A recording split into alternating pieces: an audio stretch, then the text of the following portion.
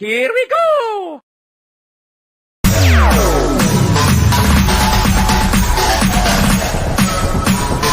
TikTok, all stop.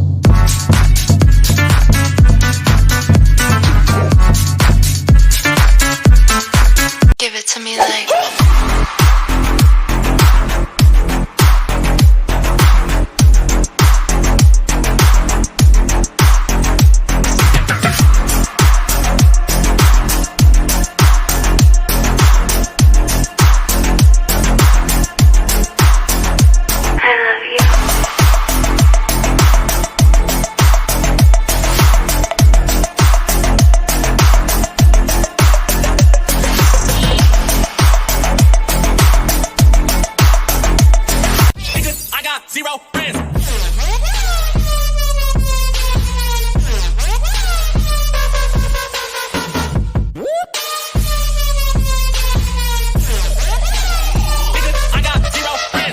But more psychiatric problem.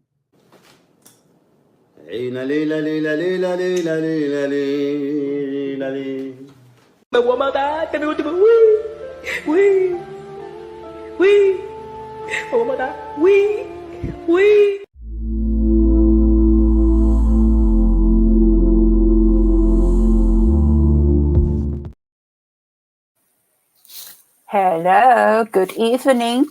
Hello, my turn-ups. How is everybody?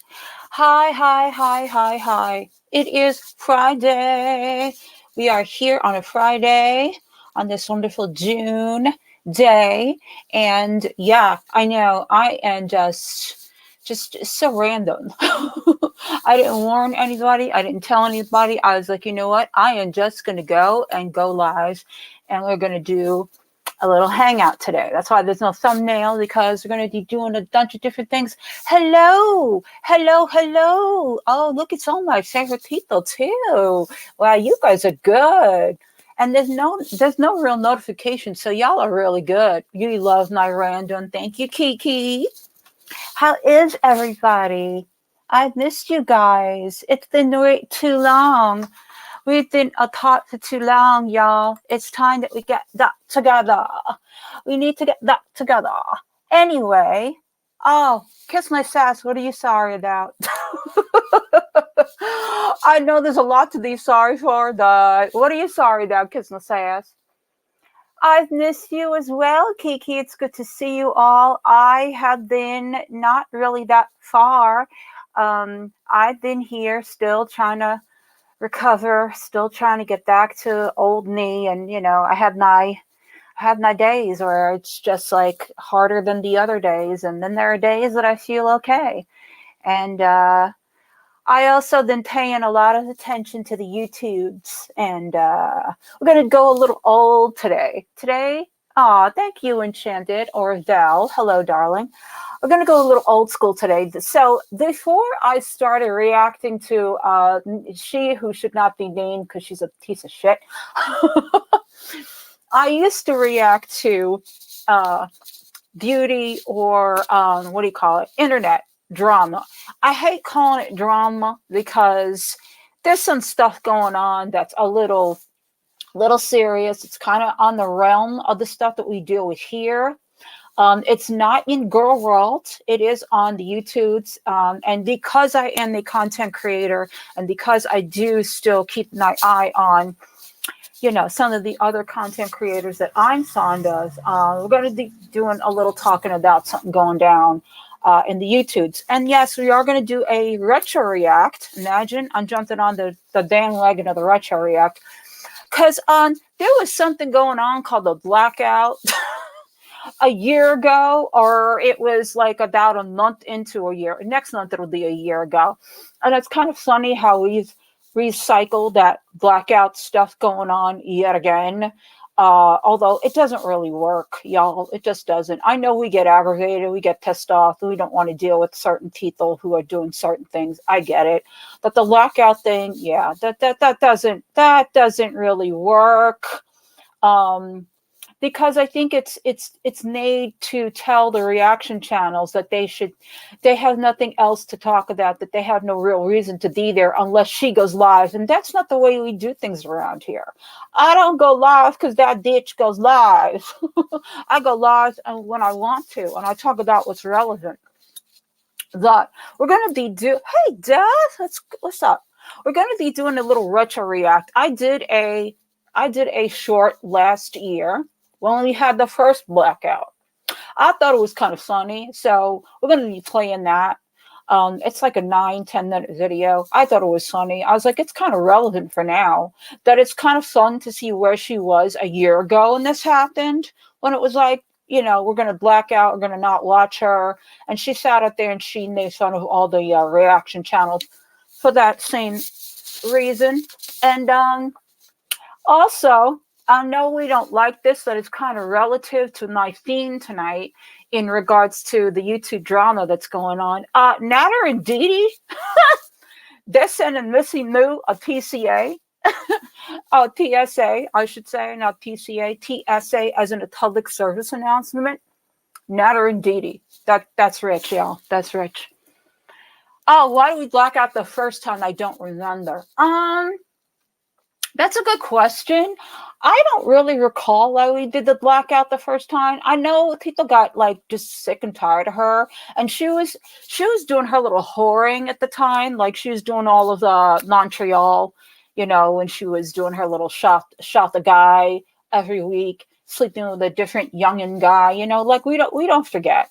So I thought that'd be interesting to watch that again. But hey. So let me go say hello to y'all because I hadn't said hello to some of these peeps. So good to see you. Hi, Irma Gerd. Jenna, Lanad, she's here and so happy she's here. Jenna taking up for Akasha, who is out of town. Layla, Kiki, Angelina, Dalina, Kisnaseas, Rosalind. It's so good to see you guys again. It really is. Dainty Gorilla, Death, hit the Easter. Good to see y'all. Good to see you. Good to see you. Good to see you. Oh, yeah, Irma, I think you are correct on that. And Astro, hello. Good to see you as well. Good to see you. If you do not mind, hit that like button, that share button if you so want to. We are all good in the hood. We've had a lot of loss lately here at the good old cauliflower channel. I know because I haven't been around. I do apologize for that. I know some of my members haven't been able to see or hear or know anything going on. So just a little update on this end, on my end. For the most part, the healing process is going okay. I'm still struggling with the vision. I'm still struggling with balance issues. I was nursing this scalp little wound that's been on the back of my incision area for a while.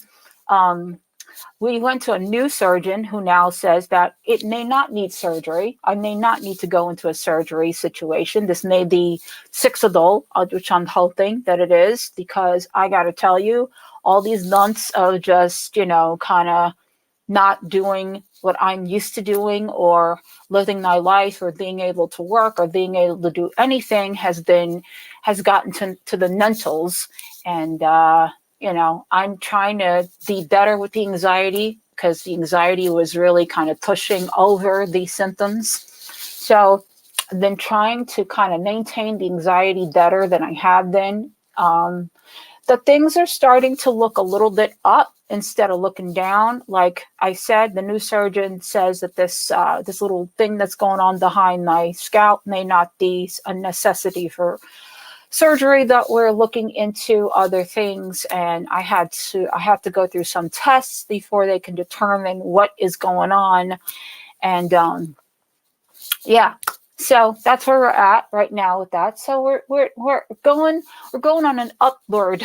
We're kind of going on the upward because your girl needs to get back to some things, and it's hard some days. Some days I feel good. Some days I feel overly exhausted and drained and tired and just not in the mood to do much. This the rain healing thing is it takes a lot out of you. Yeah, yeah, yeah. Hi Nikki, hi Chista. It's good to see you guys. Um, so yeah, I know I always come here with like sad stories and stuff of that nature. But it's I will say in the last several weeks, it's been getting a lot better than it has been. So I'm really hopeful that in the next few months that I get back to some normalcy, some just let's get back on track here because I really miss doing this. I miss just being in society, like I don't do much because I can't push the level of my energy. Like, my energy is usually really good or really shitty. Oh, you're welcome, Kiki. You're welcome. Yes, it is.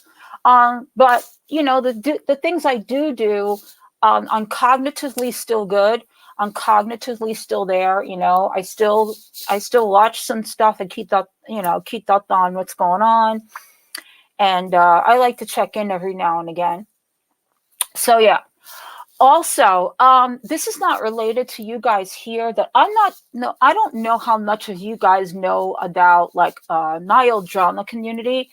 But tragically, there was a loss this week. It's kind of weird to say it because this is the first time I've ever heard of somebody that I actually know of that just passed away. But her name was Kat the Glam Life.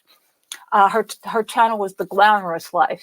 And I heard through another one of our friends, Celeste, that she had passed away.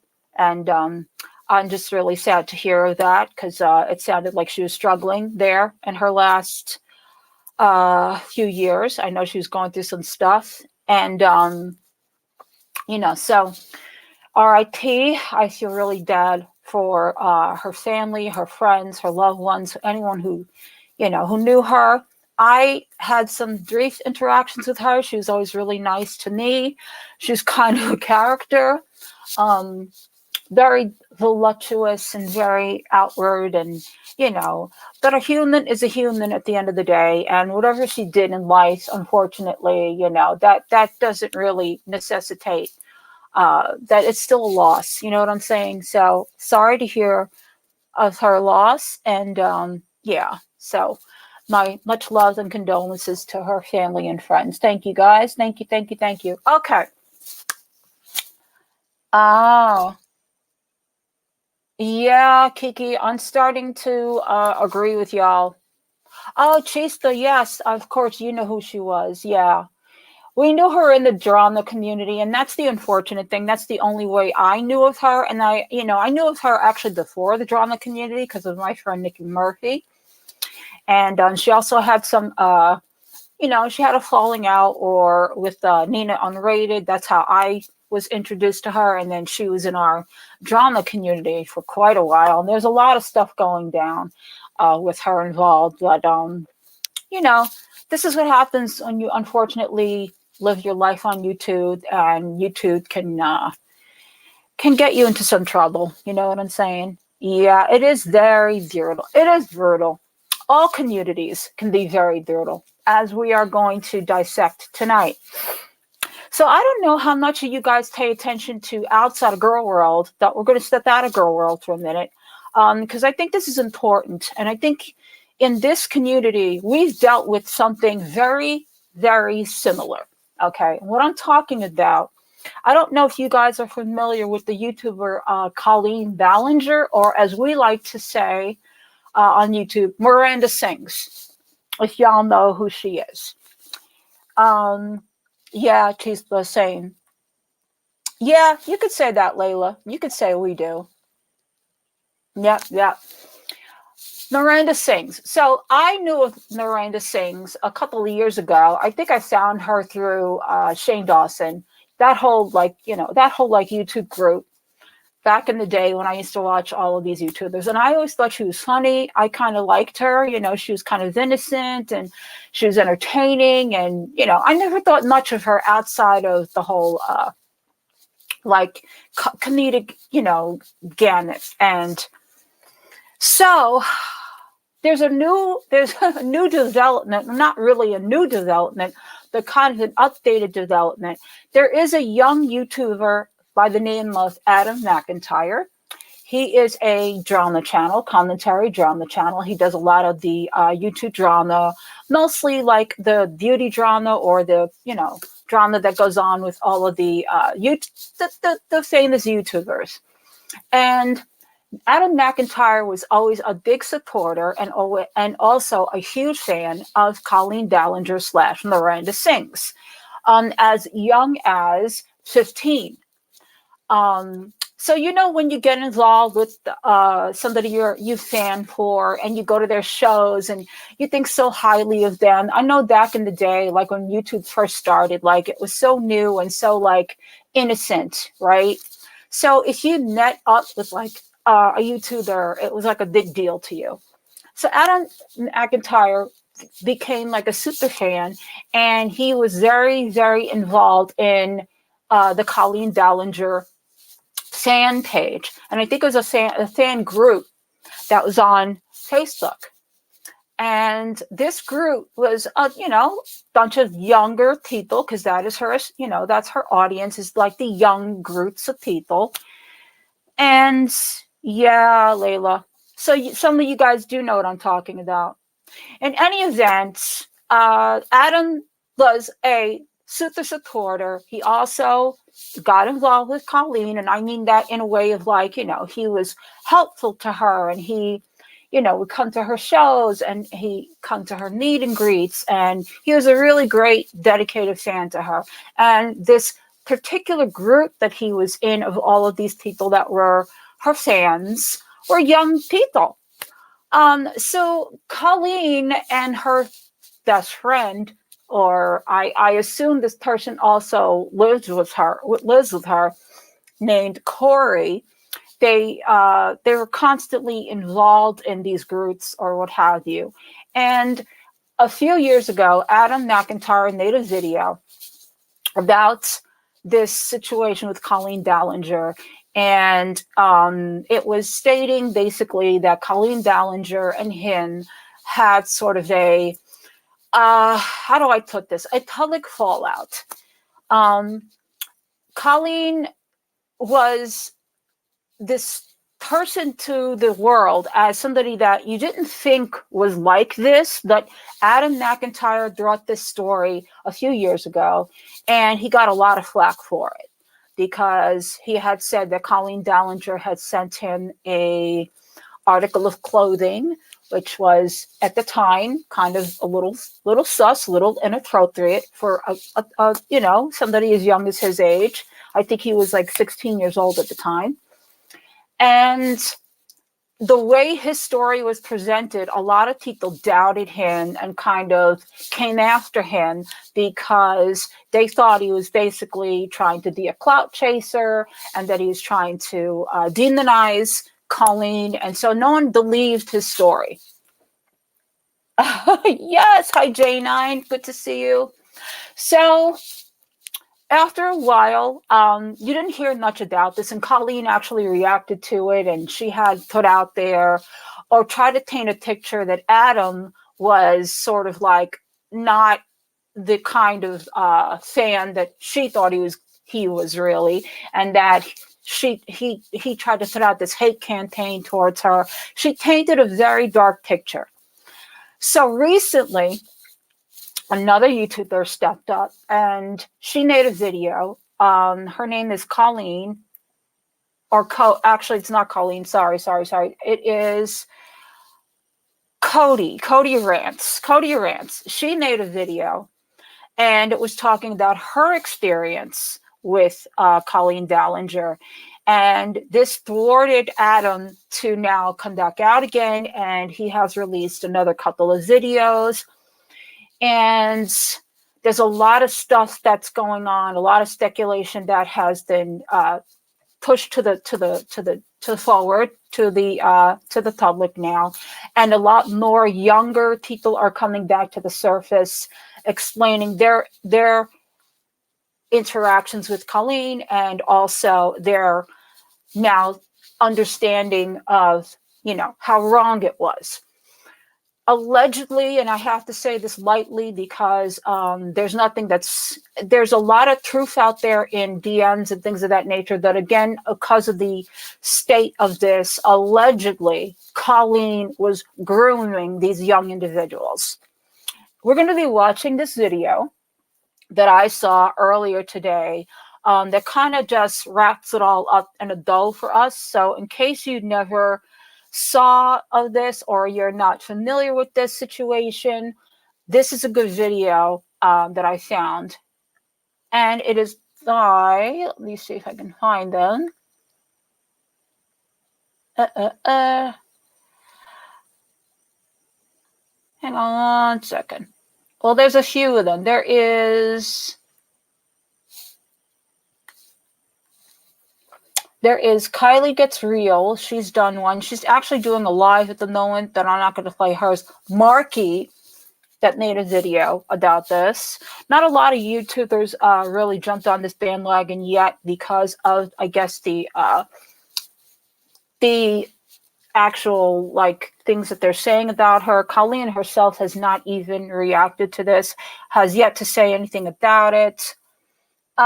Here it is. It is called Colleen Ballinger is Worse Than You Think. And we're going to take a good look at this so you guys can get a little bit of a background, and we'll go from there. Yeah, it is kind of gross. So viewer discretion is advised. This is kind of sensitive situation. You'll figure out what I'm talking about once we get into the video. And hang on. Hey, good to see you. Good to see you, J9. How are you doing? Yeah, Jenna, I hear you. Me too.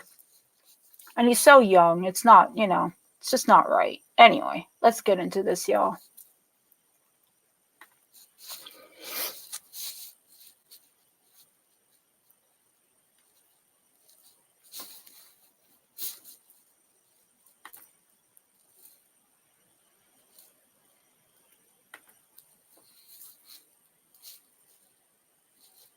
Childhood cancer, you know, donations, and just the lack of transparency. Transparency. Sorry, I woke up at 2 a.m. today, and I'm like living off of like a caffeine tablet right now and a Red Bull. So like, let's a little bit of patience here. But I shouted out this video because I watched this video, and I was also aware of the Colleen Ballinger snark Reddit. But this video has just been brought to my attention from Snark After Dark.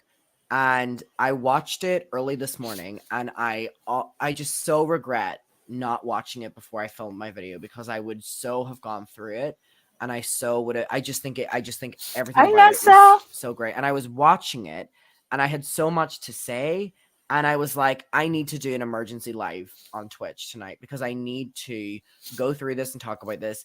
And just this video is so well made, and I think something that's really important in all of this as well is, I honestly, I don't mean to toot my own horn, but whenever I'm talking about Colleen Ballinger, I feel like I know my shit, because I was one of the top dogs in that fandom for years upon years. And I mean, nobody in that fandom can deny that. I was a top dog in that fandom. I ran the ship. No, I'm just saying, like, I know, like, when people would call her out, what we would say to defend her, or, you know, different things. And then whenever, you know, we started privately talking, I have a lot of personal opinions on a lot of drama because I experienced her coming to me talking about the drama when it happened. And not Okay, so a little backstory. Adam here, this is a couple of years ago. So Adam here is talking about when he got involved with Colleen. He was a super fan, and he also did a lot of behind the scenes things for her. As you'll learn throughout this video, there'll be some screenshots and things of that nature.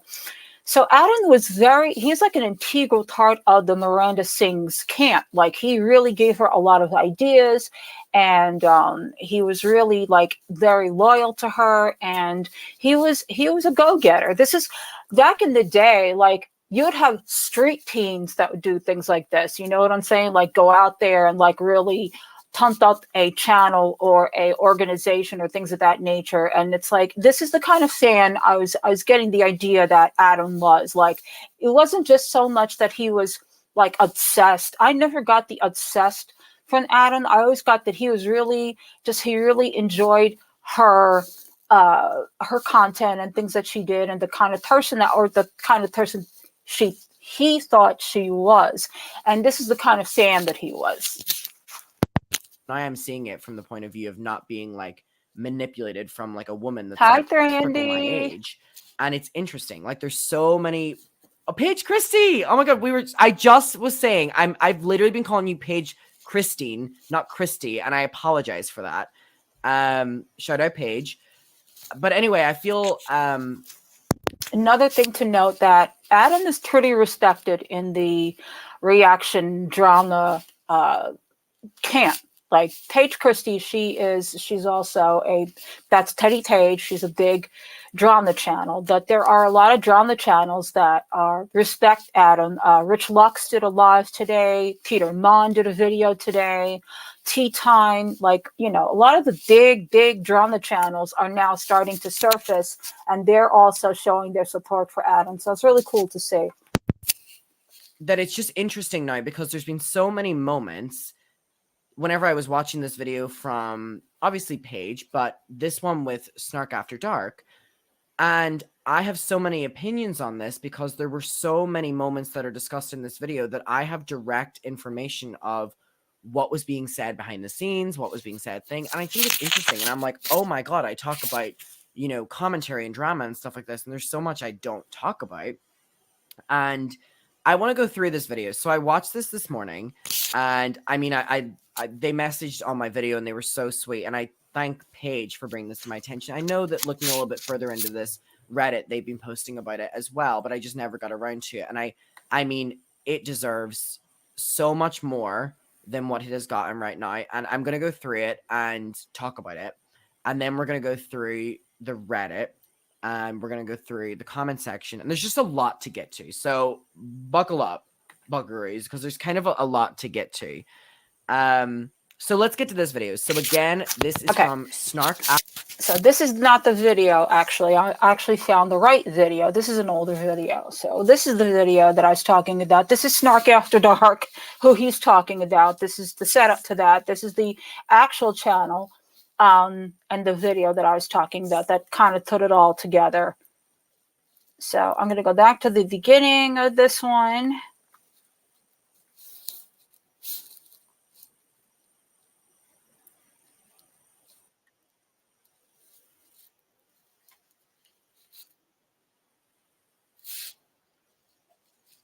Hey, Stephanie, good to see you. Y'all know who this is. And the reason Trisha's being pulled into this is because Trisha now is co-hosting a podcast with Colleen Ballinger. So of course Trisha's involved, but she's not involved in the drama. But it's kind of funny how this podcast started, and 3 days later we've got this coming back out again, and Trisha's there. So.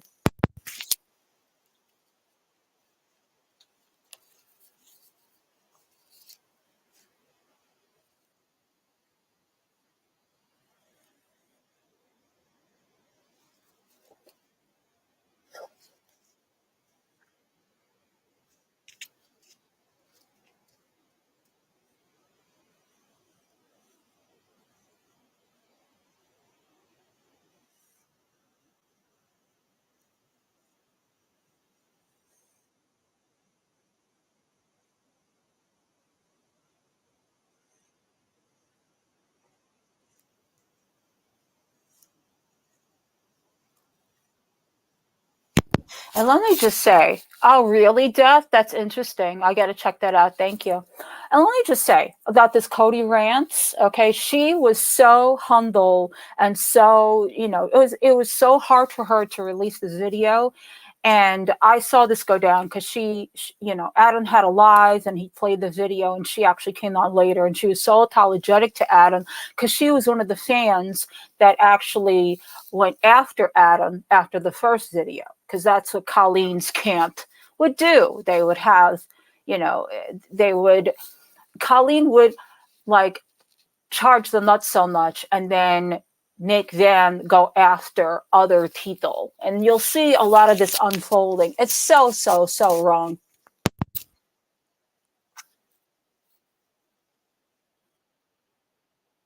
I agree, Rosalind.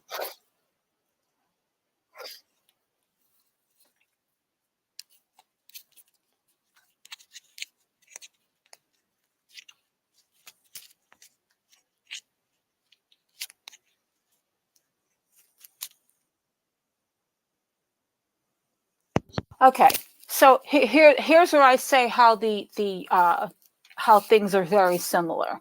Okay, inappropriate. Oh, this entire time they didn't have this showing, and Kali, it's time for you to share the screen. Sorry about that, guys. All right, sorry about that. There we are. Okay. Where this is similar in Girl World is we joke about this a lot, about people who go to certain channels and get involved with the channel creator, right? We have said this about a certain person in this community, that they essentially are being sweet and nice and all these things that they do with certain subscribers or viewers, and then behind the scenes it's a totally different situation. And I feel like this is things like this that starts that makes certain people think that that's okay.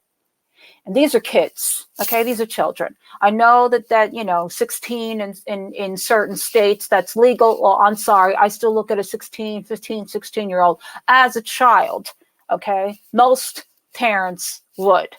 All right, they're not ready for certain situations that involve other adults bringing adult content to a situation that it doesn't belong in. Okay. She was literally in DMs talking to children about sex. Here's one. Yeah. Are you a virgin? This is Colleen in a group chat with children. They're called the Weenies. This is the group chat. In the Colleen Ballinger fandom, you know about this group chat. She's also asking, what's your favorite position? Okay, I'm going to stick it on right there. Okay. This is what's supposed to be a little group chat for fans of this particular content creator. Okay, this is very similar to what we do now, and we call it Discord. Okay, that there's a place where, you think other fans are there to talk about. Now, younger kids, these are kids, all right? They're there. They look up to Miranda. They like her content. They're talking to each other. And here is this 33-year-old who is the content creator asking a 16-year-old, what's your favorite position? I mean, can you get any more inappropriate? Adam Look at McIntyre, him. known for being a fan of Colleen, went viral in 2020 after he revealed his experiences being a part of the fandom and getting close to Colleen in a video titled Colleen Ballinger Stop Lying. I'm glad you Today, did, the video sits at Kiki. 1.7 million views. In the video, McIntyre recalled Colleen and her best friend Corey DeSoto sending him lingerie after he tweeted them during a live stream. In Cody's recent video, they explained the their video I involvement was in Adam talking about McIntyre's before. situation. This is the original video that Adam had put out called Colleen Ballinger Stop Lying. This is the one where he talks about the underwear being sent to him, that he tweeted this out. Okay, he was a young, exuberant, didn't know any better kind of a thing. Even so, when you're in your 30s, you should know better than to respond or to entertain this type of interaction. It's just, you should know better. Cody provided insight and explained that before Colleen made her apology Exactly, video, Nessa. she had reached out to Cody privately. I am going to show you DMs between me and Colleen and me and Corey because I think you need to see these. She DMs me. Now, and says, Corey I wanted to is reach out the to best you friend. privately and in confidence and let you know why I'm staying silent. After he sent me that last message, which you can see in his video, I'll link that down below, that he is now made public, I responded to his messages immediately, did not ghost him, and then received a message from his mother through his DMs asking me to not speak of him. I now realize I should have never been communicating with him in the first place. Yeah, duh. He was a child. He's not even the only child that she was talking to. I was so excited when she messaged me. I was like, Oh my god, she's confiding in me. I was gonna be her knight in shining armor, right? She's just like, I'm trying to do my best to respect his family's wishes and to protect him as a minor. As best I can. I'm sad and disappointed about all this, and I'm just trying to keep it together. and so she Could you imagine? This is Colleen now messaging Cody and telling her basically all this inappropriate stuff that came out, that she's trying to protect him. Why are you telling this to another fan? Why are you laying that on top of somebody else?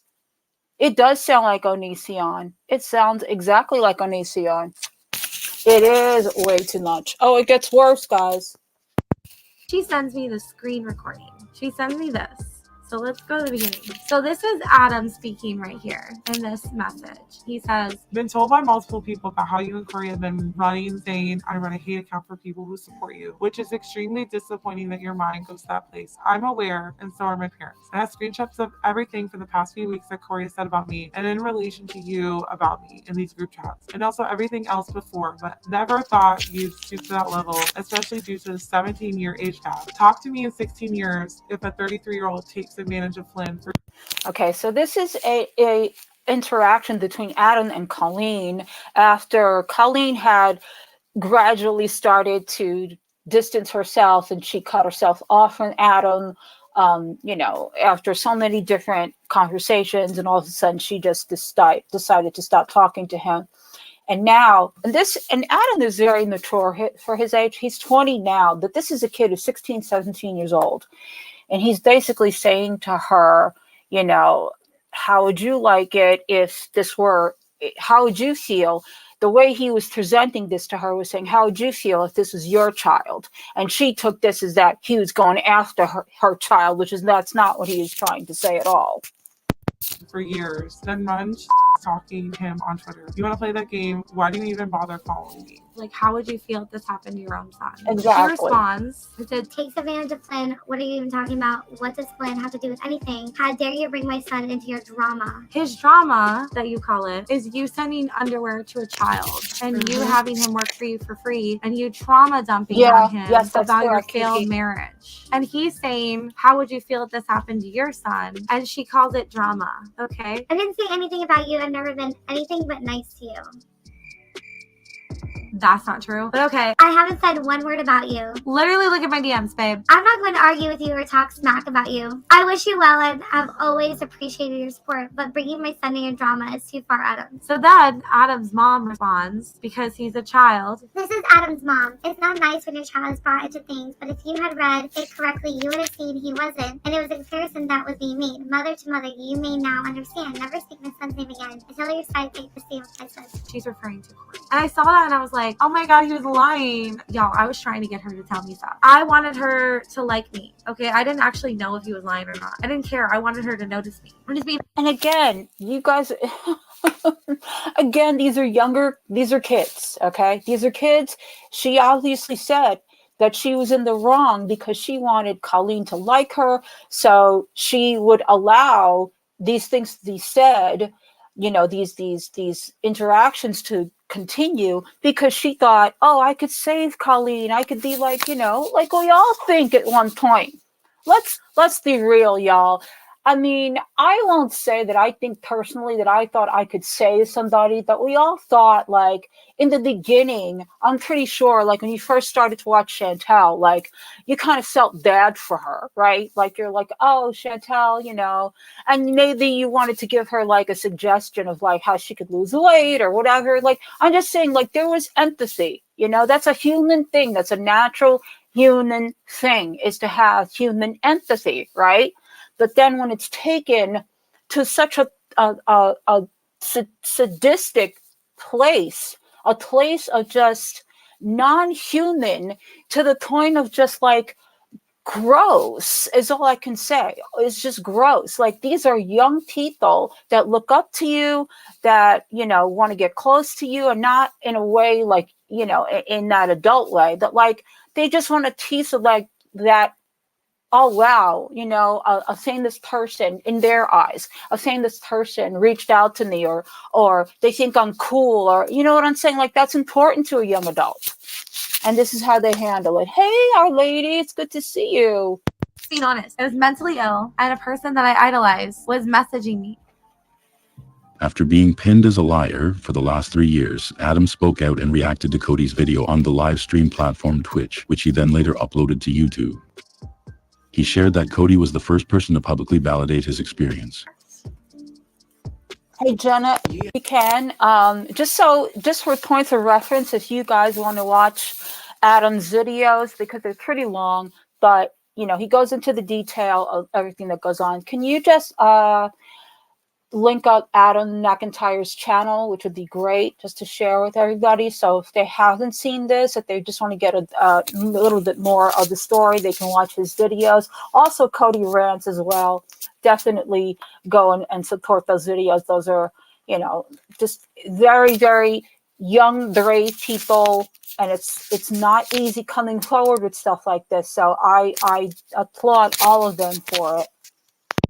We have no idea that during this time of this video series, I remember there was one night where I had posted the video, and it was like a couple days later. And Thank on you, Twitter, Jenna. everyone was saying about how this video was coming from Cody and it was going to reveal everything. And it was, I mean, my mom can vouch for me, it was the first time I was genuinely terrified, because I made this video and I didn't reveal all the bad things about her at all. And I was like, how are people going to turn on me? Like, how are people going to turn on me whenever I haven't even said the worst things that have happened? So when this video came out from Cody, it was debunking me and making me out to be a liar and stuff. And I don't blame Cody for it at all, because Cody will go on to explain why they did it. And I was there. I was there. You know what I mean? He mentioned during his reaction video that Cody wasn't the only person Colleen allegedly reached out to in order to debunk his claims. He recalled YouTubers like James Charles also came forward to defend the content creator. Oh, this. When I heard this, it doesn't surprise me.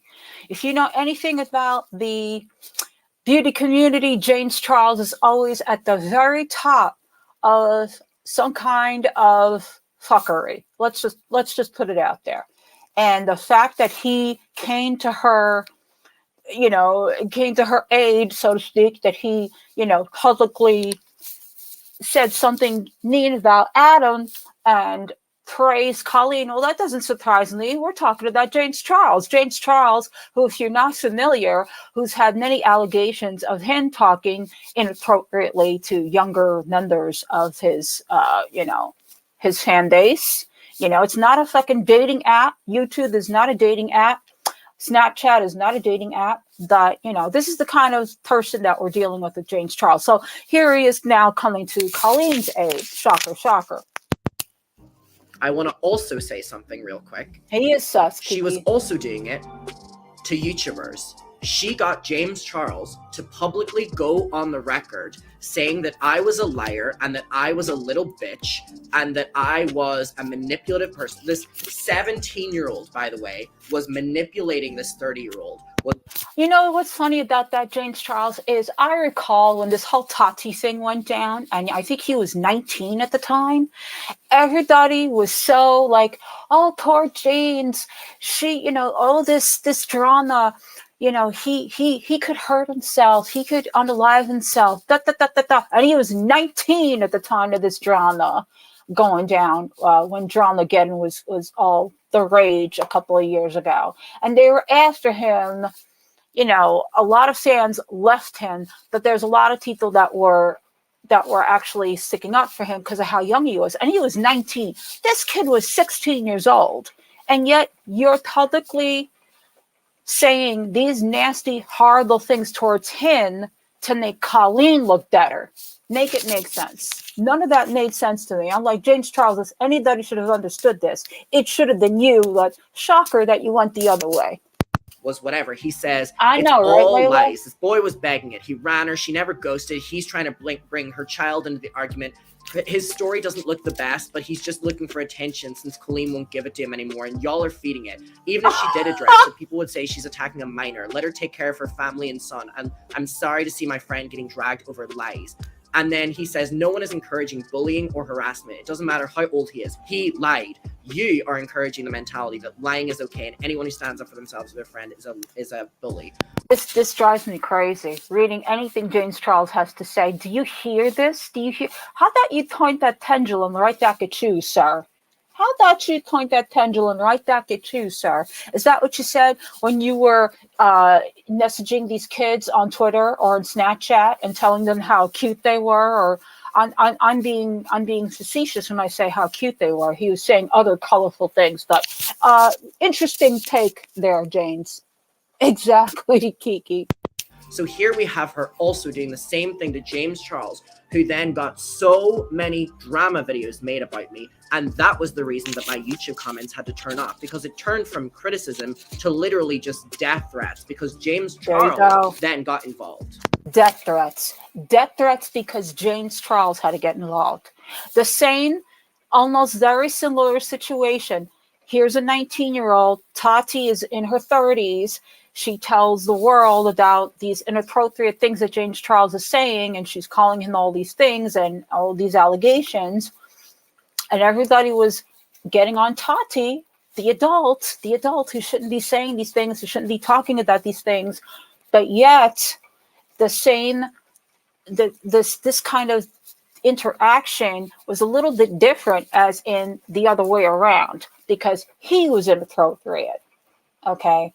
I'm not saying that Tati should have done that video or what have you. At the time, it was like, holy crap, when she dropped that bomb. But things of this nature, to sit there and to say that he was trying to do all of these things is funny coming from James Charles. McIntyre also corroborates Cody's screenshots of Colleen's inappropriate messages to minors and claims that Colleen perpetuates a toxic environment within the fandom, where viewers would bully her ex-husband, ex-friends, and even members of the fandom. Looking back at it, I feel like I was really traumatized and used by Colleen and Corey. I never should have made that first video. This should have been my video when I saw the Adam stuff. This should have been it. I should have not made this video and just made this one. I'm much happier now that I'm not in the fandom. After her apology, I don't want to hone in on it too much, but that's just like so validating to hear. And this breaks my heart because look at him. Okay, first of all, he's 20 years old. He's nearing adulthood. That he's this sweet. Look at his face. I mean, seriously. Hey, Vanessa, how you doing, girl? It breaks my heart, and you can see how this is tormenting him. Can you just imagine going through something of this nature? You know, I think this is why, me personally, that I become extraordinarily protective and extraordinarily very leery of the people that I have that have been hurt or affected by or treated a certain way because of things of this nature. And I know that this isn't like a huge deal to a lot of people, but to me, this is where certain things get started. This is where certain things get to the point of they could go so wrong. And obviously, Adam is a huge cultivator in dealing with what it's doing to him right now. You could see it in his face. You can hear it in his voice. He's been talking about this for days. If you watch him on anybody else's stream, you could see how this is just tearing him up and how it's caused him trauma. That's the thing. It has caused such deep trauma. And it concerns me because I just hope that Adam gets some help for this, that he goes and talks to some whether it's a therapist, psychiatrist, psychologist, support group, whatever it is, something that gives him more support than just fan-based or YouTubers. Because at the end of the day, you need something that's going to ail you mentally, and that's where my concern is for him, and I hope that he does get that. This culture, McIntyre notes, is why he holds nothing against Cody. Agreed. So, no, that's really good to hear. And I mean, in terms of me, I mean, I think we're on a little bit of a different thing here. I mean, I'm going to be honest, after watching your video today, your video has been the only thing that has provided me some sort of like step in this. And people call me like, I'm glad. People call me obsessed, deranged, whatever. I don't care. And that's fine. Like I can take it because I knew that I wasn't over it. And so hearing your video today and realizing I wasn't crazy, realizing all this. So I can't thank you enough for that. Following the release of Cody's video, numerous social media users have stepped up to support Adam, and even more vile actions from Colleen and Corey have come to light. My God, that is so gross. She says, tell me all the thoughts you had when you first got your periods, please and thank you. Like, what? What? And she's like, I thought I shot myself because the blood was so dark in my under. Like, this is a 33-year-old woman. Why are you telling this to these kids?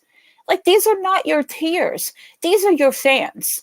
These are not people that should be telling you this kind of personal information about themselves, about their bodies. And this is not stuff you should be trying to get out of them anyway. Like, what is wrong with you?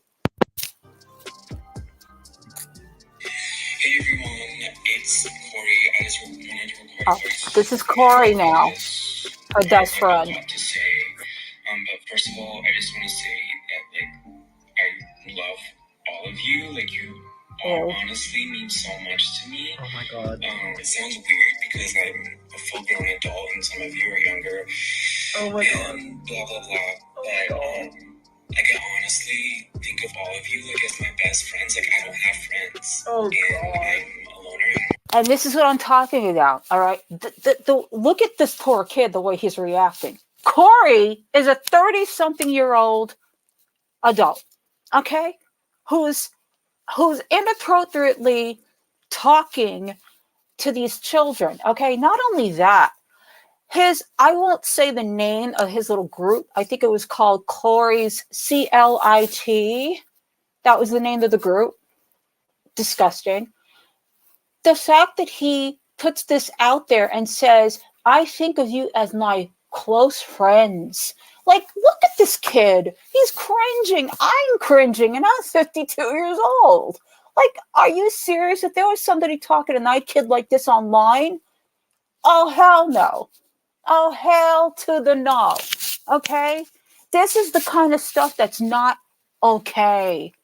This is the kind of stuff that when I have talked about in the past with certain people that have given certain other YouTubers in this girl world attention like that, this is the kind of stuff that I worry about.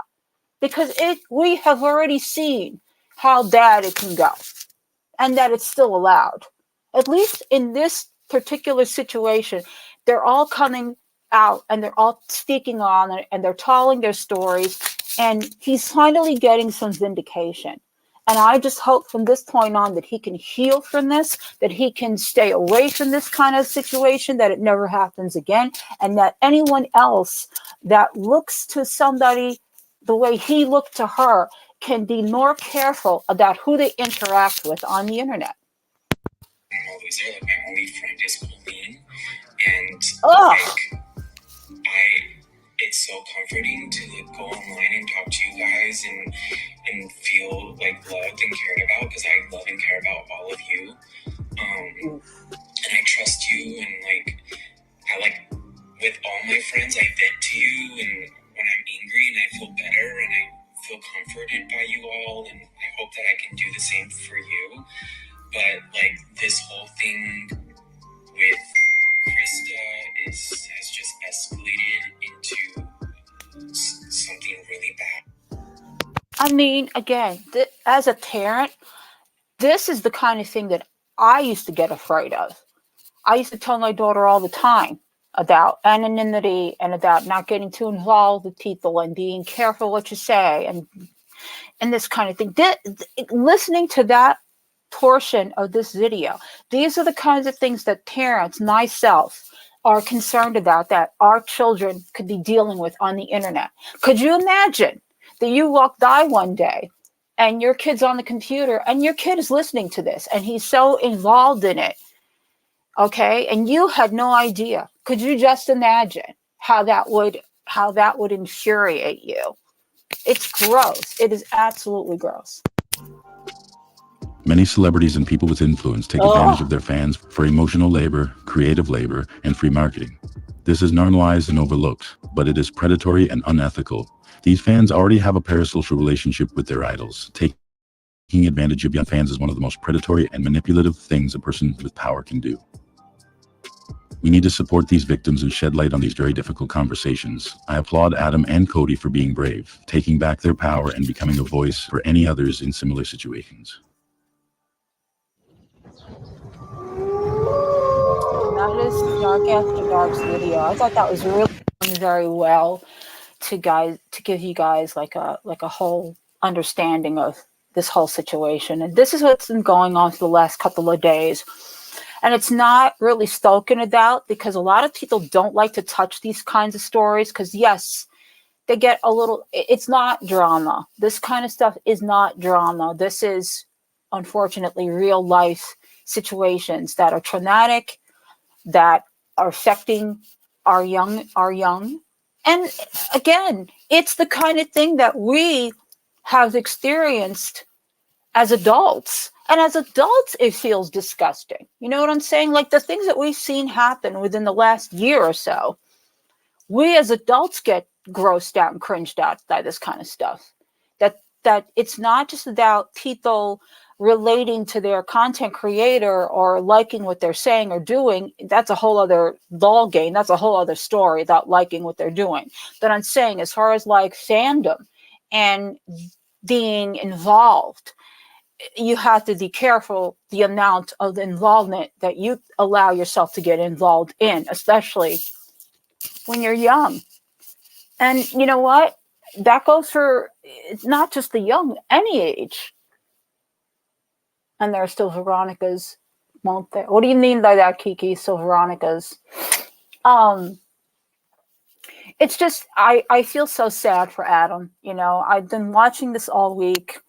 I've been kind of contemplating, you know, saying stuff about it, but, you know, I can't keep my mouth shut because I'm also a content creator. I sat back and I've watched people that are a lot older than Adam go through this. And, you know, they are adults and they can handle themselves, but there have been some really disturbing things happen. And it doesn't matter what age you are, it affects you mentally and affects you physically.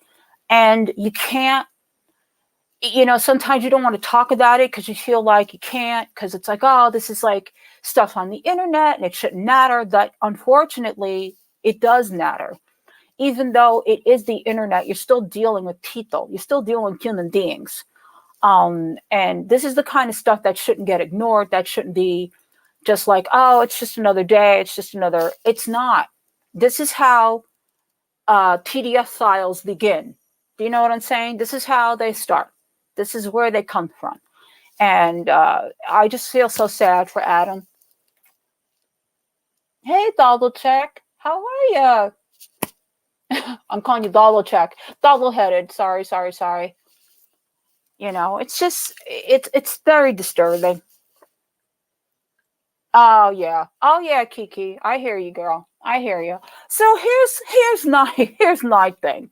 Because the juxtaposition of this whole thing, you know, hearing the one side of YouTube that goes through stuff like this and that we're all outraged and we're angered and we don't want to see this happening. And then, God, I can't. Like the nerve of these people. I really just can't. You guys have got to see this because when I saw this, I was like, you've got to be effing kidding me. And I don't like to show his content that it's relevant to this. So the two dumbling idiots on the other side of Canada that used to be involved with Foodie made a video, and I'm assuming this is towards Missy New. I don't know the whole story about Missy New and the cease and desist, and I don't know what the hell's going on. You gotta hear this video, y'all. You gotta hear the hypocrisy in this video. I could not believe what the hell I was like listening to. I was like, you gotta be kidding me. All right. So it's called Please Be Aware. Oh. And hang on one second.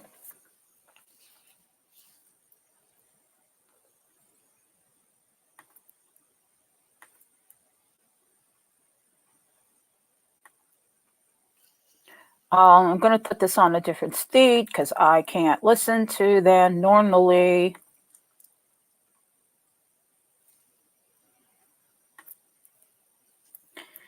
All right, hang on, y'all. Thank you, Sumner. Hey, brain surgery gang. 8-month MRI next month. Oh, is that seriously? Seriously, Sumner? Oh, my best wishes to you, sweetheart. I hope it all goes okay for you. Believe you me, how I know what this is like. So all the best to you, darling. All right, y'all, here we go. Hold on to your vomit tails. Yikes. All right.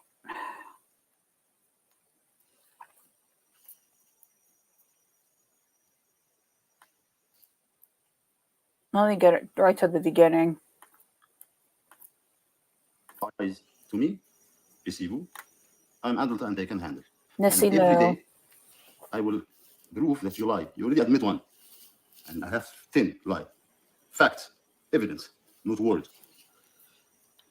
But to go to this level, talking about kids. Oh, God. And accusing to me, here this is signed, in my opinion, this year, listen to your husband, do whatever he wants. That's for me, that's kid abuse, and I don't know. Sounds like balafon. Hang on one second. Hang on one second. First of all, I know he's hard to understand. I'm actually going to slow him down because to speed him up is like, I'll slow him down so you understand what he's trying to say. So I guess Missy New is making some allegations. I don't know what it is. Just pay attention to what he says. This is what gets my goat. Yeah, I know. Fire to me. My opinion. Allegedly. You too low. So I was going to talk about myself, what you said about me. So other lie that you admit one, and you're gonna every day admit other one because I will prove it. Well, now you crossed the line. You go so far. What? You go so far to include kids. Somebody, good person, but you hiding the face doesn't change the title, doesn't change the story. If he ordering you, which I'm doubt, may do that by yourself to, I don't know what you're trying to do. But this, to me, my opinion, that's but a fire act. So Missy Pooh decides, because she's butthurt, we all know this, since this morning, and had, those 5 videos made. Holy shit. Saying BS. Now she decides that she wants to throw in the one supporter that we supposedly have. Using kids, you don't talk and about supporters, using kids. Yeah, really. Using kids and talking about... I was going to talk about myself. I say, no, it's after. After, all those after. Not important now. I'm not important. Here, that's too much. too much. To go that low, no, I'm not gonna answer myself because I know you're a liar. Pisipo, I don't know why you think you're so privileged, or why you think that you have the right to do this, or I don't know what it is, because you live in Canada, or because you're female, or because I don't know what it is. Hey, Arsenal. But what is the problem now with our supporter, our friend Angel, who sends a picture of her grandchild to us? What is the problem? What are you? Okay. Okay. I'm done. So, not because I'm not deep even touching this at a 10-foot tall. That's missing no. So I'm assuming that she made a couple of videos. I'm sorry, it's not funny, but what the fuck? This is what I'm talking about, y'all.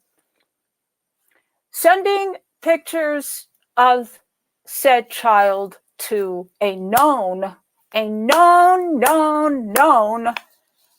person on the internet. I'm not going to say what he's known for. Y'all know what I'm talking about. Y'all has seen enough evidence. Y'all know exactly.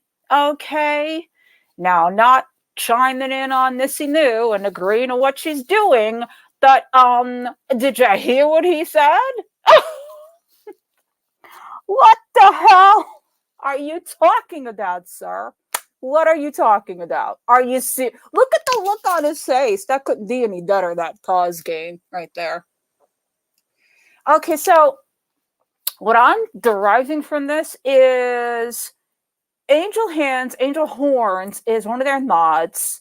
I guess, I don't know how this got out, but she must have sent a picture or showed her grandchild to Natter.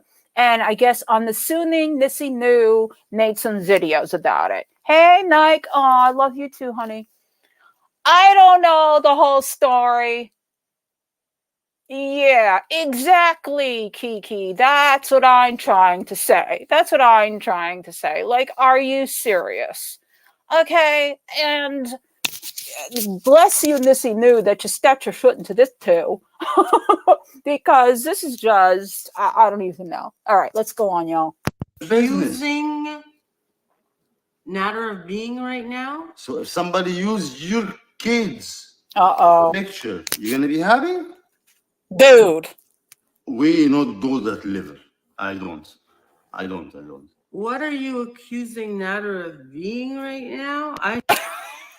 Dude. Do I even have to mention the name Jennifer Corzina? Do I have to mention that name? Because doesn't there just talk of a certain boy talking to them and how he saw them? And dude, I can't right now listening to the moral high ground coming from these two. Like, what? No problem. What? I'm sorry, it's not funny because, again, this type of situation isn't funny. I'm talking about, look at the point of view we're getting. I saw your all night is flirting. Don't talk about my accusing. Yes, Jenna, thank you. And after, I'm not important. She passed the limit. She go talk about something like nobody will talk about. Oh. Nobody. Not true. Only pedophile do what you do. Oh. My opinion. Oh. Somebody disagree with me. Oh. Tell me, guys. That's and these are adults. This is what I'm trying to say. Things like this that are made into situations that turn into things that can get ugly are not the same as actual pulling off these types of things. Okay, this is not a person who should be stating the things he's stating right now. Doesn't he have the court case coming up? Dude, I can't. I can't. That this is the kind of shit that adults start on the internet. They need to know. They need to be better examples. All right, y'all? Seriously. We all do at times. Need to be a little bit better of an example. You're discussing something like this, all right? First of all, again, personal stuff like this, with all the allegations and all the things that we've seen go on, Sans Dar Lounge, the stuff that we've seen just come out on his own videos, things of that nature. Why? Why do you choose? And as adults now, you choose to stay involved with people like this. I don't understand. I don't understand it. Somebody explain it to me, because I don't understand it. Mm-hmm. Oh, yeah. Absolutely. Absolutely. Well, again, I don't keep up with them. Like I said, I was just throwing this out there because do you understand the juxtaposition here? We go from the actual serious allegations of somebody that's a young child that's traumatized by the way an older person is talking in a chat room or in DMs and treating them like they're another adult, to an adult who actually talks this way and acts this way and sees nothing wrong with it, to his audience and to people that nod for him. And I can't. I can't. No, this doesn't affect me. Exactly. People like you doesn't affect me, but affect other people, other kids. Angel just messaged me on Messenger. Get the hell out of here. You better be careful, Pissy Poo. You don't know who Angel is. You don't know her status. You don't know what she can do. You have no my Lord, these are adults. You better take that video down because you don't know what's going to happen. Don't. I recorded it. Take it down. I recorded. Don't record. Fine, it's recorded. But you don't know what you just put yourself into by doing what you just did in this video. But legally, you're going to pay for your act. Oh, here we go.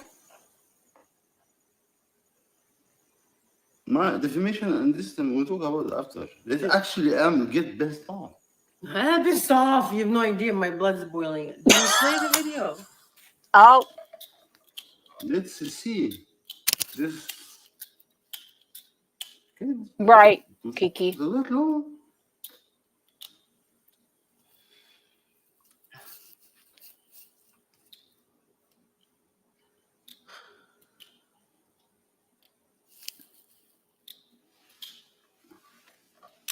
Listen to this. Oh, well, I have her slow down, Jenna. I have him a little slow down because he talks too fast. They can raise together and have a family. A family that. This one? Yes. That angel person. That angel person. The only supporter in Natter's chat. I think he. I'm not saying this is not only. I'm not talking about me. We're talking just when you talk. Shut up! Let the video play. It's out of me. Far from me. Currently has like 3 people chatting. Got like maybe 60. Not important. Can somebody explain to me why Missy New is fucking involved with this person? Like, why? I don't quite understand that whole ordeal. Does anybody know like what the story is? I mean, I know that there's some rumors going around that like my whole thing is, why is she involved with this dude? Like, didn't you learn anything from watching Chantel? Or what am I talking about? Watching Chantel, you can't learn anything. Didn't you pay attention to what was going down? I mean, we're all here in the same community. We all watch the same shit, right? You got upset at Foodie in the end for the cats, which good on you. But all this other shit was going on too. I'm pretty sure you saw the Sans Dar Lounge stuff. And your ass now is talking like this? Like, what? I'm sorry. Like, this doesn't make any sense to me. because this is not the person you want to get involved with. This is not the person you want to make videos about. This is not the person you want to get on that territory with. Why are you even going there? That's my whole thing. Oh, yeah, Layla, apparently. I agree. I agree. Oh, well.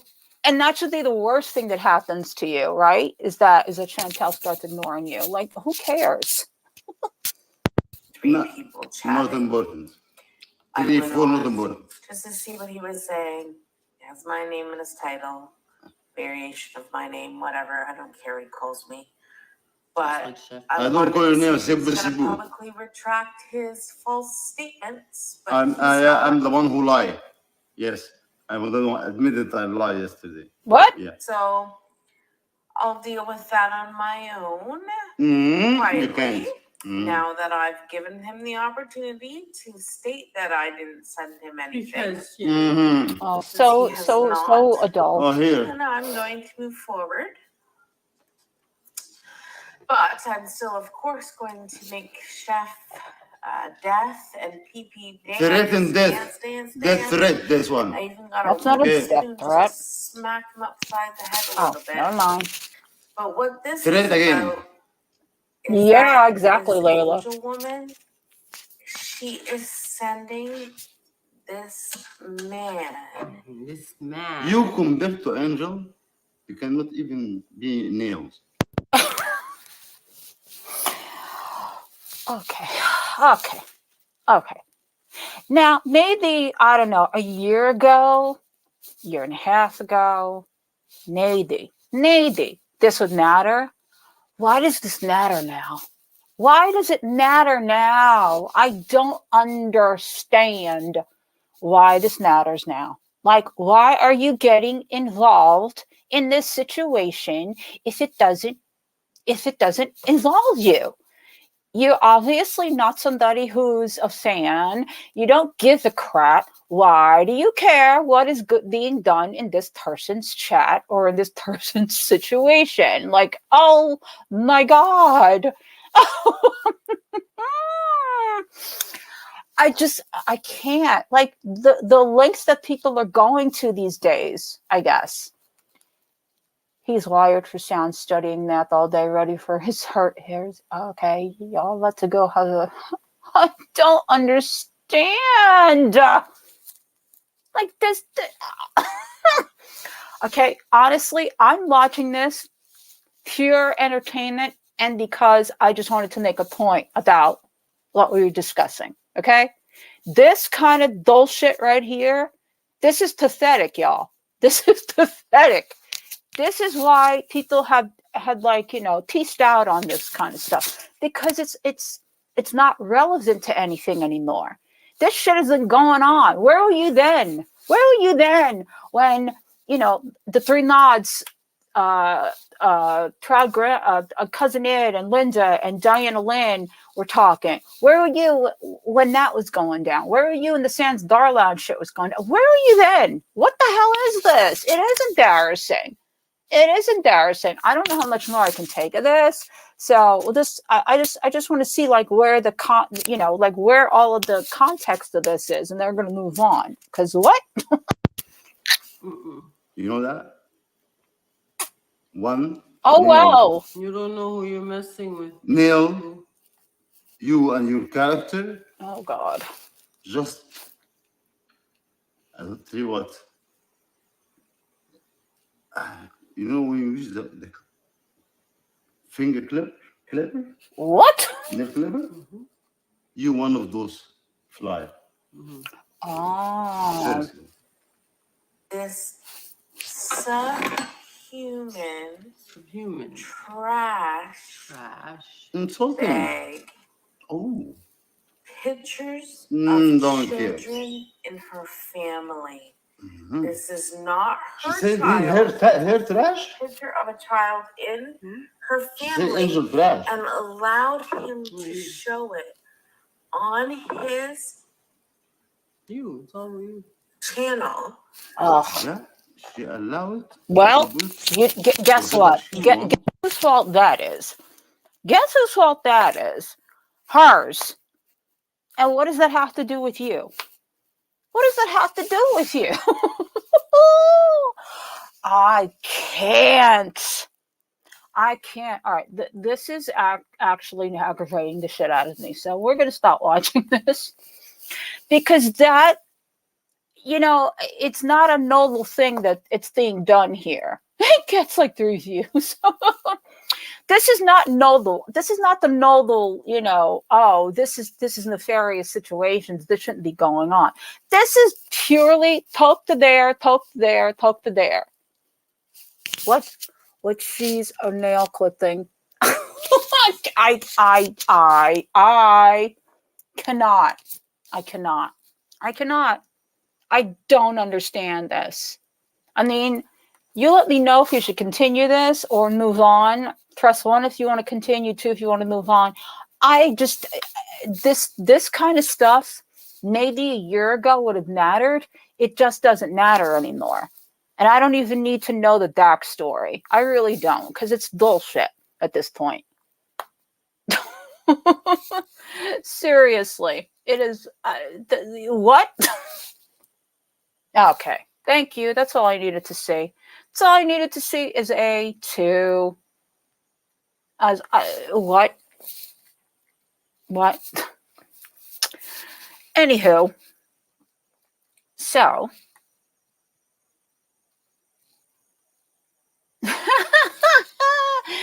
Oh, yeah. All right. Let me grab my glasses really quick. All right. So we're going to go do a little time. We're going to do a time worth, as I had said earlier. Because this is almost about a year ago where the first Blackout started. And I did do a live. The live was like a 6-hour thing. That was way too long. But I do have a short that I did. I thought it was interesting. I was like, oh, nothing much has changed from a year ago to set this up. This is at the time that she was doing her sexcapades. Yeah, the drown out, if you want to even call it that. Was it really, though? Was it really? She was doing her sexcapades, paying men to have sex with her, and she was all like, flexing about it, da-da-da-da-da. And then raging about that other bullshit. Okay. All right. Let me just go to my channel for 1 second, and I'll find that for you. A flicker. Exactly.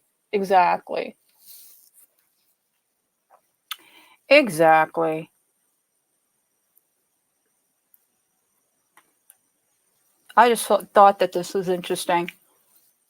Since we're dealing with, people that don't want to deal with her anymore. I get that. I do. I get it. After this. And can I just say this? Not to get too personal, but can I just say this? Did she have to name the cat what she named it? She had to name the cat. So forever, all right, now that my gorgeous, beautiful daughter's name is now being smeared by the fact that she had to name her cat the same name as my daughter. It's just, I'm not happy about that. That I'm really just a little annoyed at. Among the fact that she has, done what she's done. But I'm not going to even give that too much attention because that just aggravates me. Da-da-da-da.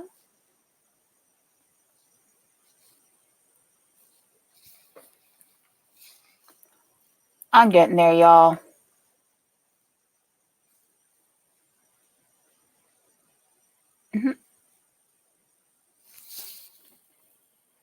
It probably only gets her more views on her videos. Yeah, very true.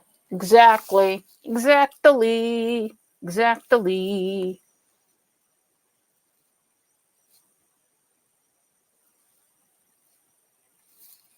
Okay. All right.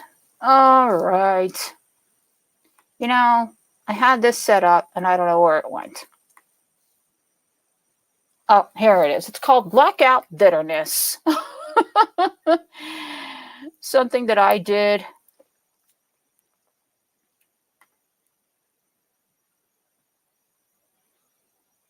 All right, let me set this up. And 1, 2, 3. Yeah. All right, here we go, y'all.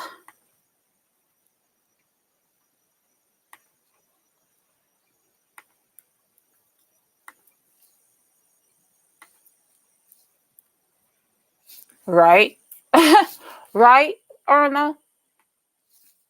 I'm not happy about it. She could have named it anything else. Nah, I should have named it the... Ugh. So mad.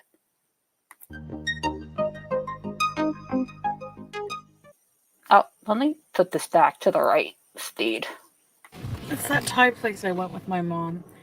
And I liked it so much, I wanted to eat. And there's these women working there, and this guy was talking, and he was like showing me dresses. The friggin' man who made the dress, this dress was there. So the dress designer, he makes the clothes in the basement.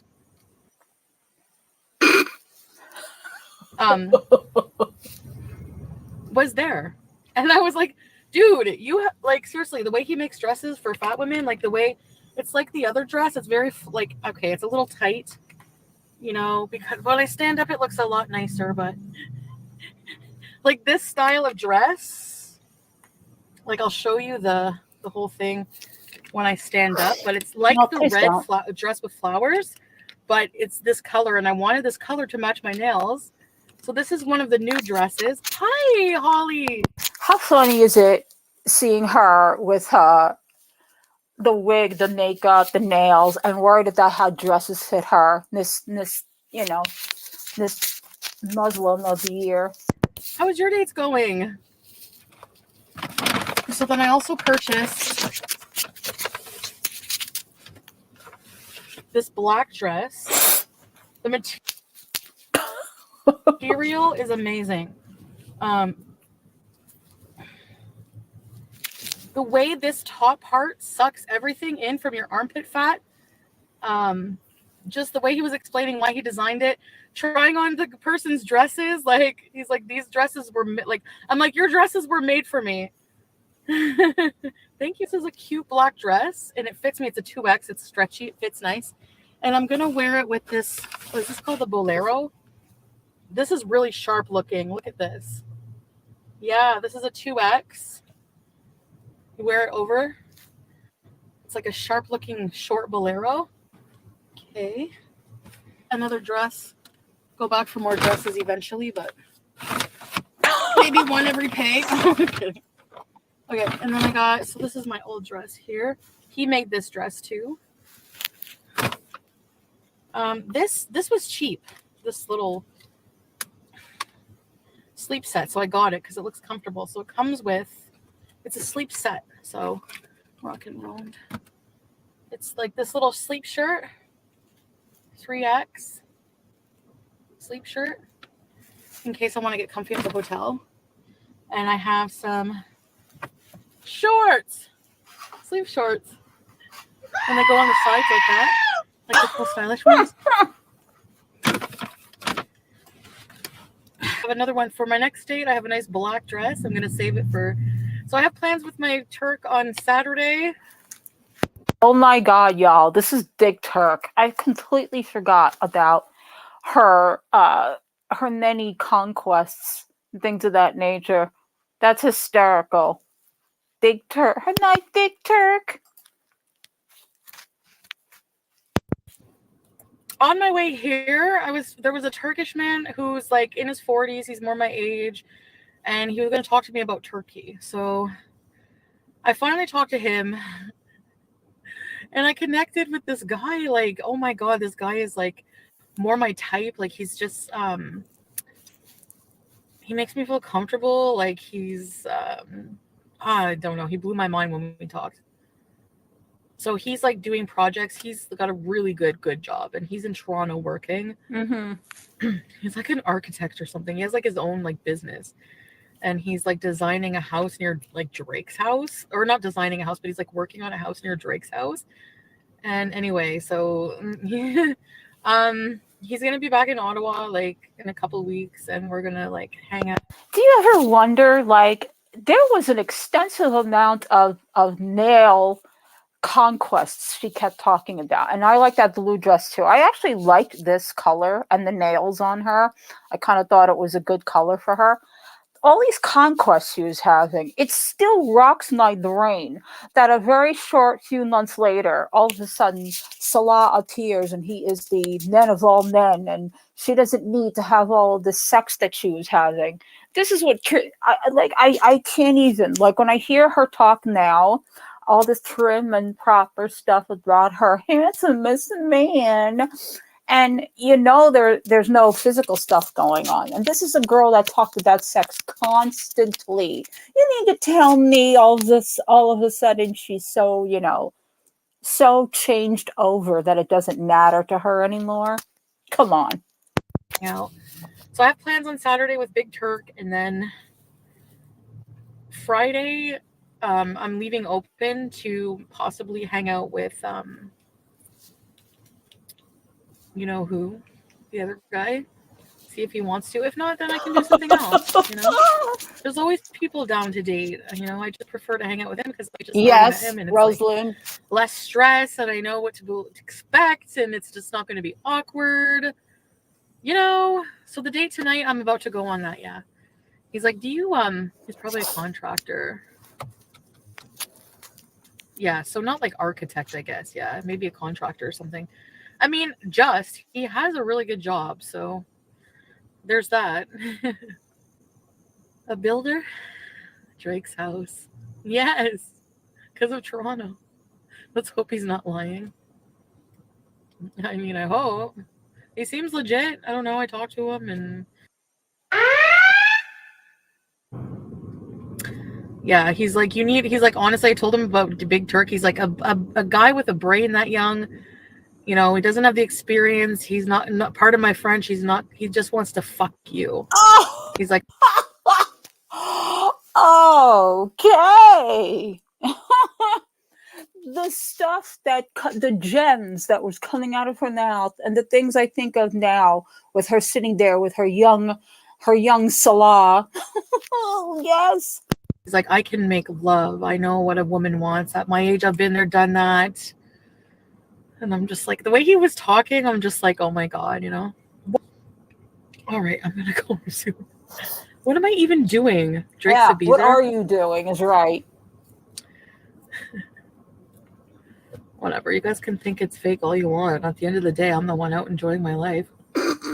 I was going through my comments, hearting the nice ones from you guys, and it's so fucking laughable how much hate, how many haters are so bothered. Same ones, always bothered by my happiness. Stay mad. Oh, her happiness. Boop. So the food was really delicious. That's the best fucking crab. I honestly might come back and grab some on the way home. I want to make it. I've never had it so good. And they make their homemade in-house sriracha. Oh, powder blue, rock and rolled. Yes, Tracy. Thank you. Baked lasagna. Hello, baby girl. Get it. I like Montreal because it's so open. There's so many. I've seen so many different kinds of people today. I find this interesting that she says she likes Montreal. So if you haven't been aware, or maybe you have been aware because maybe it affected you, Canada's had a series of wildfires lately, and it affected us here in New York. Definitely, we had a lot of warnings not to go outside because of the thickness of the air and how bad the air quality was. And she, you hear the way she's talking about Montreal it's got this and it's got that. And now I heard her talking the other day she's like, I didn't even know anything about that. Oh, that's terrible. Like she could care less. All of a sudden, Canada means zero to her, nothing to her. She actually said something as distasteful as, oh, should we hold a vigil? Are you a child? What? And I mean, I'm not in Lachine, so I don't think there's anything to worry about. Mm-hmm. You know, I'm out of danger's way. Hi, Tiff, I missed ya. Well, look, New York, Lindsay. I got too impatient and now I'm trying to get distant. Thank you, Tiff. Glowing hour. Yeah, that food was so good. And they have a black toilet, so I like it. Hi, Tiffany. I don't know what I'm going to be doing. I don't know. I don't think I'm going to sleep over. I don't really honestly feel like doing that. Maybe if it goes really well and he's super friggin' awesome and he wants me to stay, we'll see. So far, I'm just not even sure how it's going to go. And, I'm kind of nervous. It's a black toilet, so you don't see yourself dirtying it.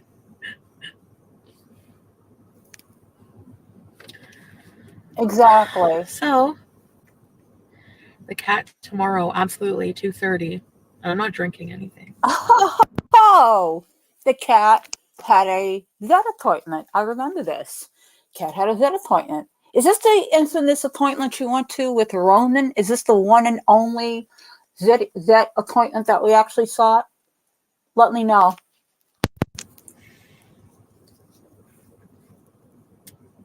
I'm super nervous. Is this another canceled one? I can't recall. Nervous. I cut myself shaving too down there. Ew. I cut my kitty shaving, so I keep reopening this friggin' wound or something, and every time I bleed, every time I wipe, there's a bit of blood. So. Yikes! I forgot about that. No, I had some crab fried rice, and that's good for me today. After eating all that junk, my stomach was messed up all day. And yesterday, remember? No, I'm not eating that ever again.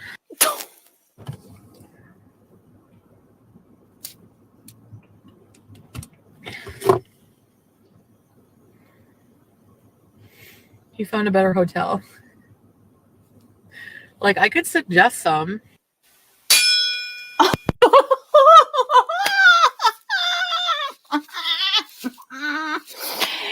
Who remembers the infamous sex chair? Oh, I had to. This is the guy who had the cat and was on his cat. Oh, yeah. I'm sorry.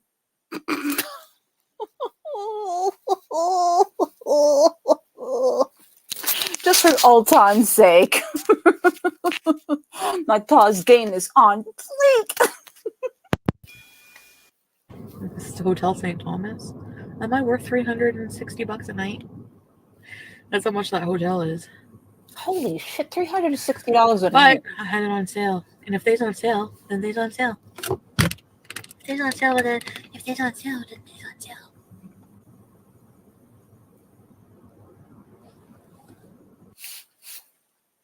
Aha. What behavior? Pogo and Putinbees. Okay, so anyways, the date was amazing.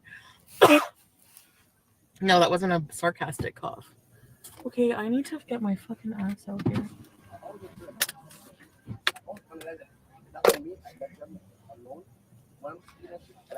Sorry. Oh my god, if there was any better definition than to cut your nose off to spite your face, because no one gives a shit if you're blacking me out. Good. At least, you know what? I'm going to get more views tomorrow because I'm going to do something and you are not covering it. So good luck with your blackout. They think you own Natter's channel. There's no proof of that. So what would they think? Like, Isn't that just a full circle? Who cares? I'm going to do something that they won't know about. She cared then. She cares now. And another lie that follows up that when she's like, I don't know Natter's channel. Clearly, lady, we've heard you say several times about how you started the channel. You helped him with the channel. So please, huh? I know, Terrelyn, I know. they're stupid. Maybe think less. Maybe that would do you some favors in life. God, motherfuck. It's the stupidest thing I heard in my entire life. And I've heard some stupid shit. All right, let's go get some fucking orange julep. Sexually active ladies, would it dry your vaginas up instantly and make your ovaries hide inside your gallbladder if you saw a man create a channel and cash in on girl drama? Are you... the gems that used to come out of her mouth. The gems that used to come out of her mouth. Girlfriend, you started the channel. So did it dry you up? Obviously not, because you're still chasing after this dude. That's hysterical. The gems that used to come out of her mouth. I will tell you guys, I actually miss that. Because the ability she had to come out with the stupidest shit that it was so funny. Fucking gross. Ew. Excuse me. No. Never. I mean, what? Really? Bitch drama? That's what you're gonna do? And then you're gonna worry about my cats? Like, oh, I'll kiss Sam for you when I get home, okay? I'll grab his fupa for you. He's going to the vet tomorrow. See? But I take so bad care of my cats, guys. Yeah, you do. Yeah, you do. See, even then, she makes fun of people that would show general concern for either cat. Okay, I still go back to the original donation that was made by one of her former subscribers. It was like $200 to take the cats to the vet, and she gets on screen, on camera, and she's like, I'm going to do whatever I want with the money. You're not going to tell me what to do. Like, dude, the gumption she used to have on her. Dry. All right. And now watch, she's probably going to strike me for bullying and harassment. Mm-hmm. The very people who talk shit about me and make up lies. Like the fact that I don't take care of my cats or that I own Natter's channel are the same ones who strike me. Because you're stupid. Chantal had Natter's password. I never had his password. He put it into my phone like so many. He's changed his password so many times since then. Daily stoicism reminder. Yeah.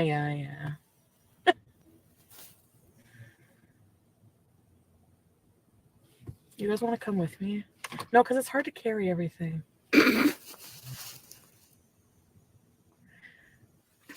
That was so long ago. And then he even said, "Oh, he doesn't own you don't own his channel?" Like he thought, like I was like, "No, I don't."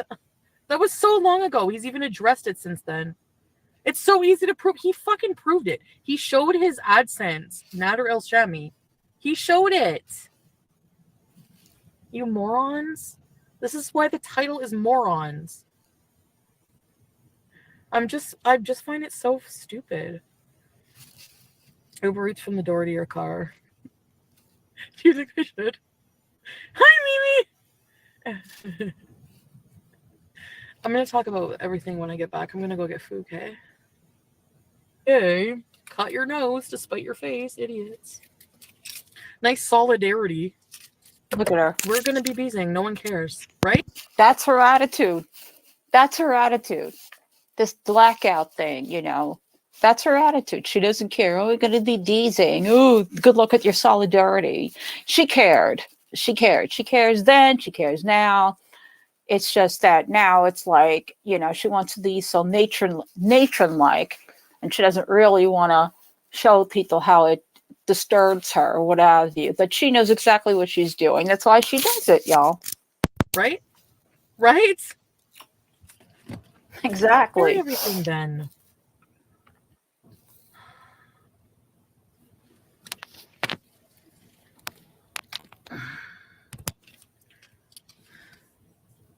What the fuck are they gonna do? Picket on the streets? Like, I don't understand even what that's so stupid. Like, it's embarrassing for you. All of my fucking beezers we're gonna be beezing. It's not going to affect me in any way. Foodie Beauty is for the girls and gays only. A straight man getting involved is very, very, very disgusting and gross.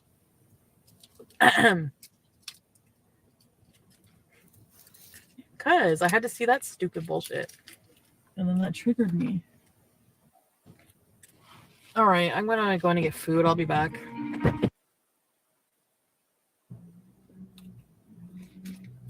Who turned it off? I'm scared. If I see a fucking cryptid coming towards me, I'm gonna scream. What the fuck is this guy doing? Anyway. He wanted me to spend the night, and then I said, well, I'm going to go home because I have an appointment tomorrow. And he's like, oh, that's absolutely fine. But I'm very concerned about you driving tired. So do you want a coffee? I'll make you a coffee. So I was like, oh, okay. He's like, no, seriously, you need a coffee if you're going to drive home this late. So it's so cute. So I was like, okay. And then I was in the bathroom. While I was in the bathroom, I come out, he's gone. He went to get me a coffee. He went and found a coffee for me. It wasn't easy because like everything in the hotel was like the cafe was closed at that time. Somehow he found me a coffee. He like called the front desk to ask if he could have a coffee because he couldn't figure out the coffee machine in the room. It was like a weird one. I was like, are you fucking so nice? And then, oh my God. So he's actually going to be getting a hotel because his job gives him an allowance for hotels, a daily allowance for hotels because he travels a lot with his job. Like between, like in Quebec or something. I don't know. Anyway, I'm not going to tell you details about him. I told him, I'm like, I might talk about my date because I showed him my channel. He's like, oh, I'll subscribe. I'm like, yeah. And I told him all about the drama and fucking, just because if I feel comfortable with the person. I wonder how many of these men that so-called followed her on her channel still watch what she's doing. You ever think about that? All these men that she's dated or what have you, and she's like, oh, I'm going to talk about this on my channel. And now that she's this, married Muslim following religion, what have you, woman, I wonder if they're still like sitting in Canada somewhere, pining away. The person, I'll open up to them, no problem. A good man. Rebbe and Black Billion, like, he's never been married and he doesn't have kids. I think that was like some poutine that she was just at Orange Julep. So I think that was some kind of like weird poutine that she's eating. I think he so, tried to make Andy. me feel really like he took my wig off, but he's like, I just want you to know that you're beautiful anyway. Like he made me feel so nice. And he then, to make me feel more secure, he went and talked about a story about how his nails like grew weird. And I was just like, he's like, so see, like it's, it can grow back. And he was just like being super nice. And I had a really, really, really good time with him. So I'm going to be seeing him again next week, I think, or this week. I'm not sure. He's going to let me know anyways, because depends on when he's going to be taking a hotel in like near me, like when he comes down. I was like, I don't mind getting a hotel because he's like, I know you don't live by yourself and I know you want, like, we need privacy. And what is this? Oh.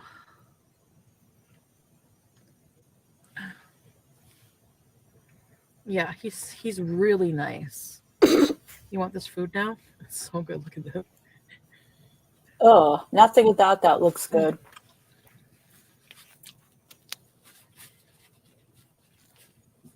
So I had a really nice time. You said that. And I cannot wait to see him again. Mm-hmm.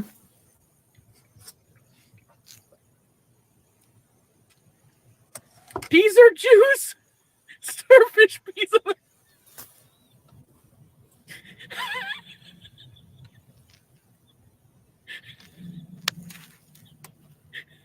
Yay!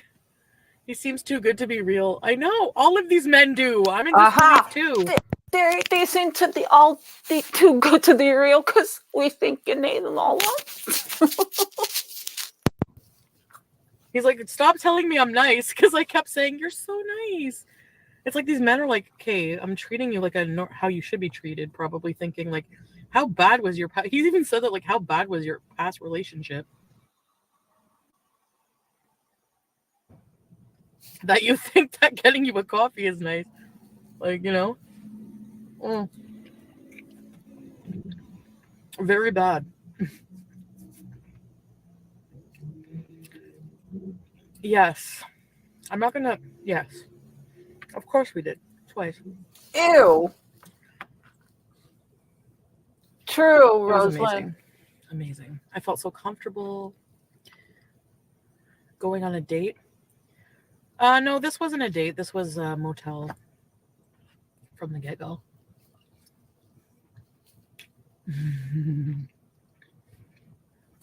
You can't have sex in public, so I wanted to get laid. It was so nice. You said that. But I know what you mean. Like, I'm gonna be going on a date, don't worry. I have like people that like we're probably gonna do more like next time he comes over, like next time he comes down, we're gonna go out and do something. He's handsome, yeah. This is so good. Oh my god. God, y'all. Memories. Memories. The things that she used to say, that's what I'm saying. Like, a lot of this to me is like, it's so interesting. It's now a year later and how things have changed. How things have changed. Yeah, at least he got you coffee. Right. Exactamundo. Exactamundo.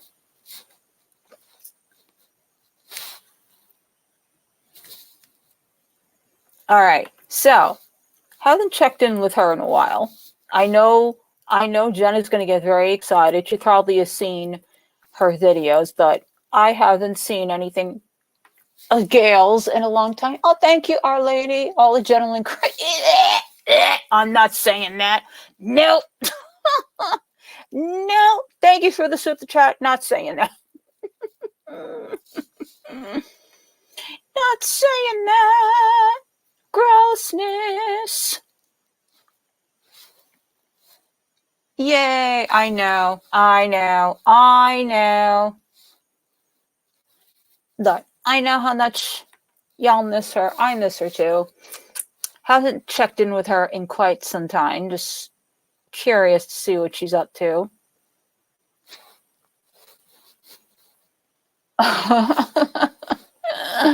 Our Lady always makes things so colorful. So I guess Gail's been doing some writing lately, it looks like. Finding my inner core. Okay, I'm interested to know what her inner core is like. Let's check in. Let's see how Gail is doing. For those of you that don't know who we're talking about, I'm talking about our friend Gail Cord Schuler. She's finding her true inner core. And I'm here for it.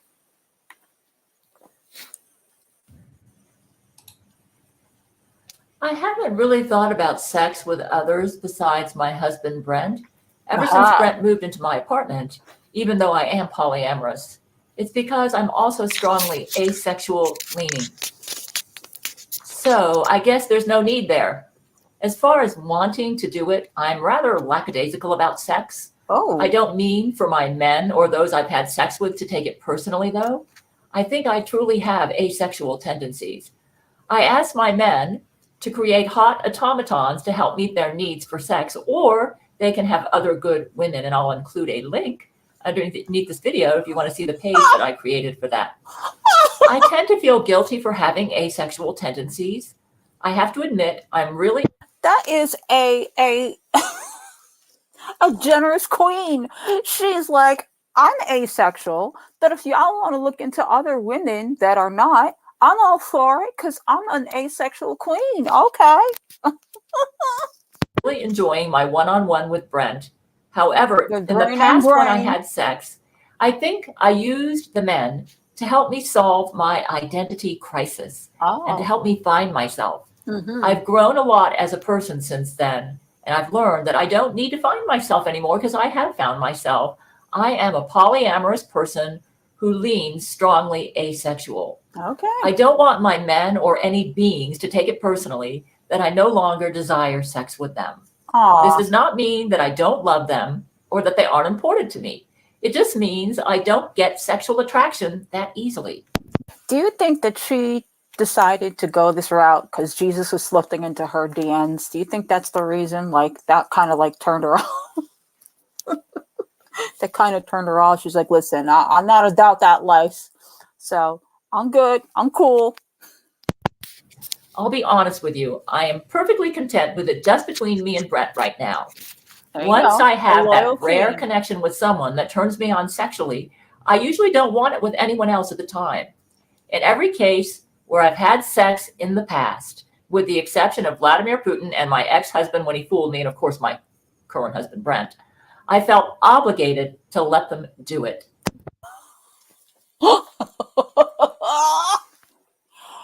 All the dilemmas that she has. All right, Ursinette, enjoy that cocktail, girl. If I ever get in the rare mood to have it with anyone outside of Brent, I'll be sure to let Brent and them know. They don't need to ask me if I want it.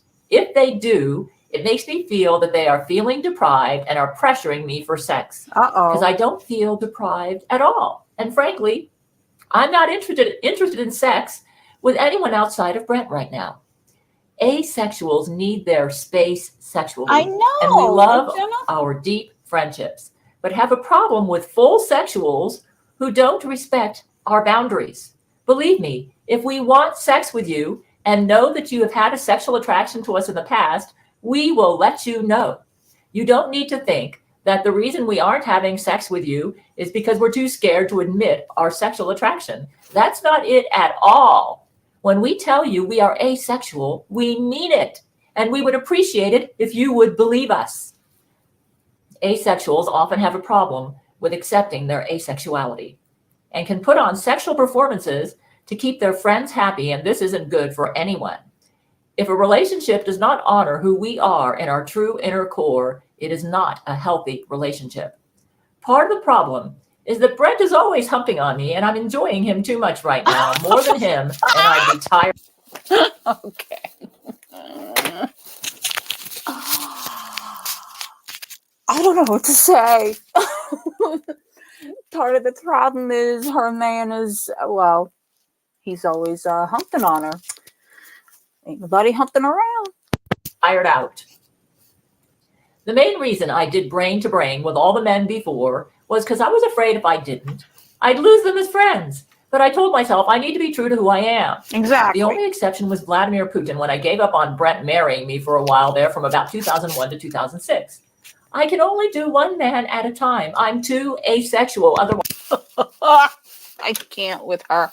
So Putin was getting it in while she was trying to get down with Brent. Brent wasn't about that life. And she just, you know, she's just like, okay, do what you will. I'm really thinking about somebody else. You can't write this stuff. Otherwise, fortunately for Brent, I'm not totally asexual. Sex is just not a great need for me. Mm-hmm. I do enjoy cuddling. Brent strikes the right balance. I love how he does sex with me. I'm totally satisfied with him at this point and have no need for anyone else. It's almost like I'm monogamous.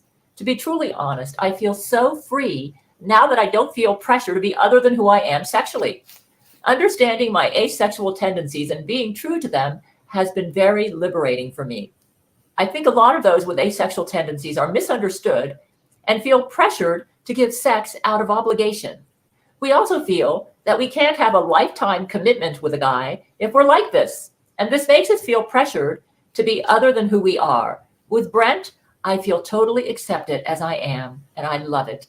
I actually thought all the men on my marriage list understood that when I finally married, you know, with the guy living with me and having sex with me on a regular basis, I would be monogamous with my choice. I realize that I am polyamorous, but I'm also very asexual leaning. Now I totally get myself, and Brent loves and accepts me as I am. That is one of the main reasons he's my favorite and my soulmate. Maybe something that might help you understand me better is imagine how my monogamous husband Brent would feel if I insisted he have sex with other women and we must all have a polygamous relationship.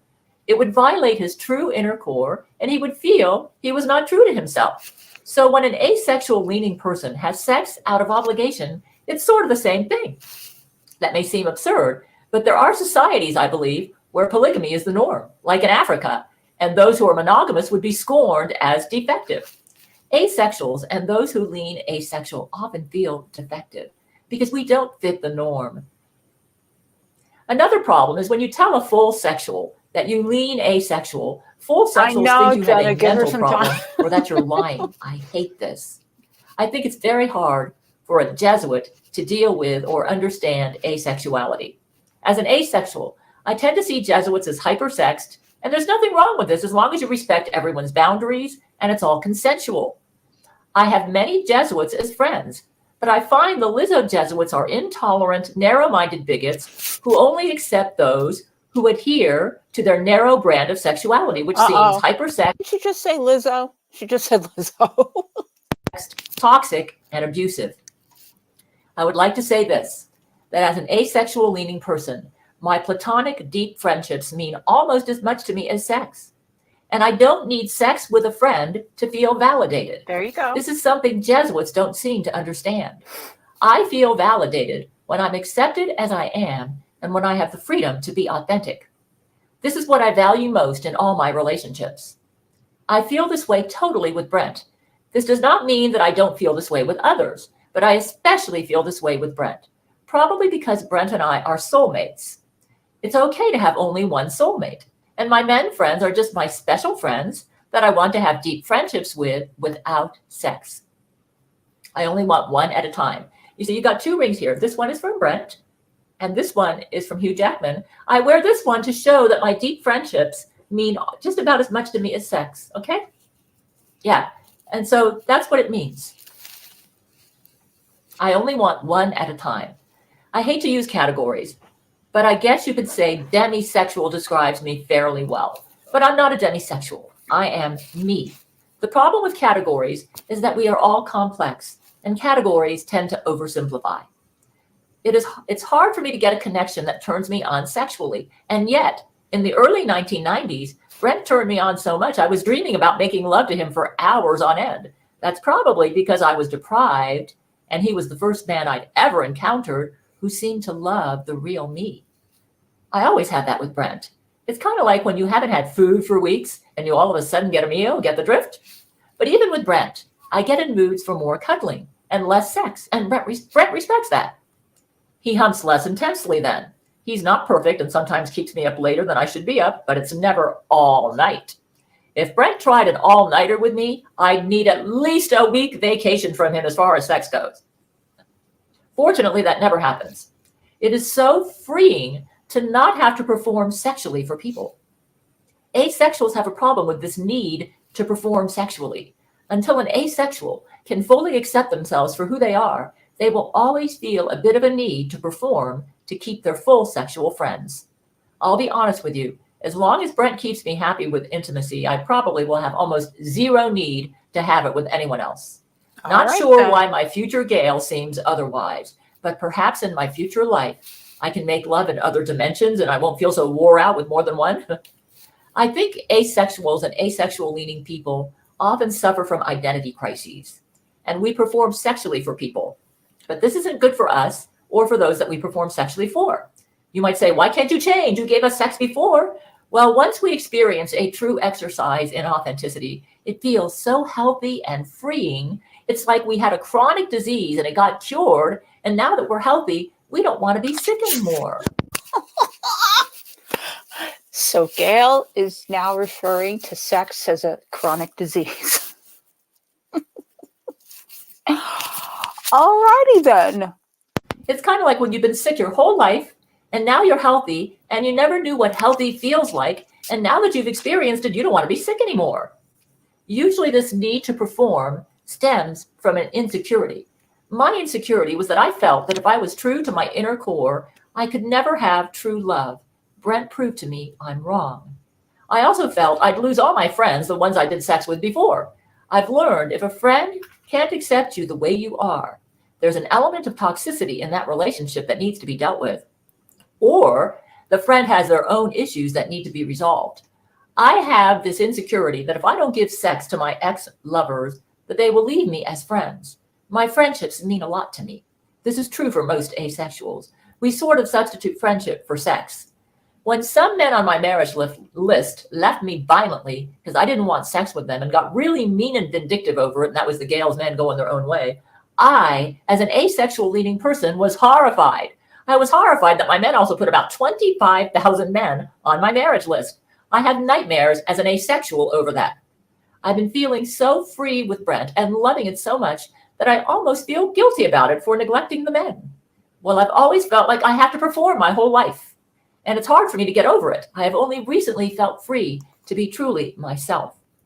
I always had this fear that if I'm truly myself, that I am the cold, selfish girl my mother said I always was. That if I deny a man sex, that I'm being selfish and cold and will lose him as a friend, Thank you. especially if I've already had sex with him. I only want to have sex with Brent at this time. I think a key driver in my sexual attraction for Brent is that his true inner core has connected with and adores my true inner core, and this rarely happens to me in any relationship. If anything, this means that to find true love, you need to know yourself first, or at least have the courage to be authentic in your relationships. And as we go on our journey of self-realization, those who share it with us need to understand that it's a journey, and until we reach our destination, we may do or say things that appear to contradict who we really are at our core, but that is part of the process of finding ourselves.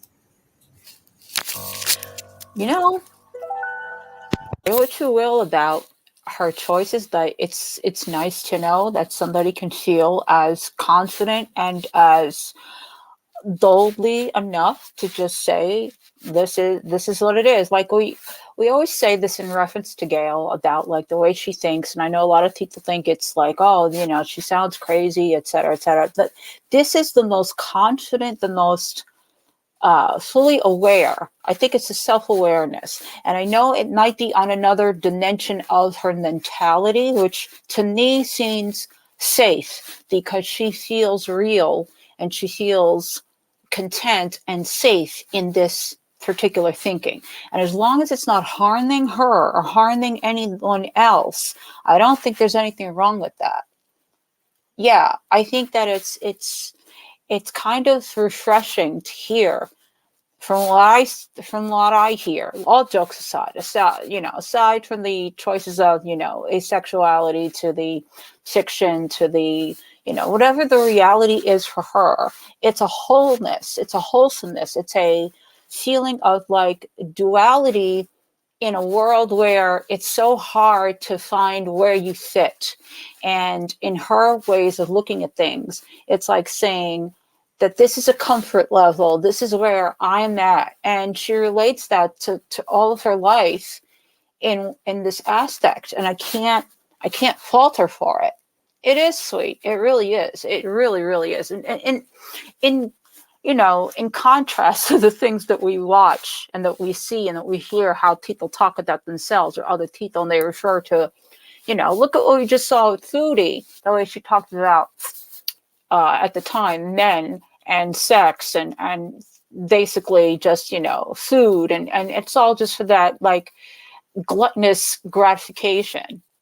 As to Gail is saying it's more spiritual, it's more organic, it's not about the sex, it's about like the intimacy, and it's not even about like abstaining, because that's not what that means.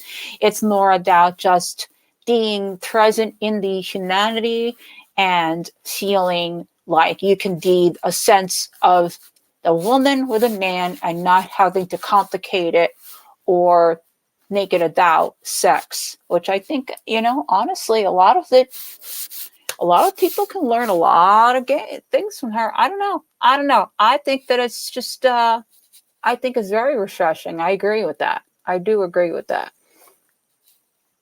It's very nice, especially, like I said, in contrast as to what we hear and to what we see in girl world, outside of girl world, all of that stuff. It is, it's nice to hear. It really is. So, interested in how everybody thinks. without their thoughts about that.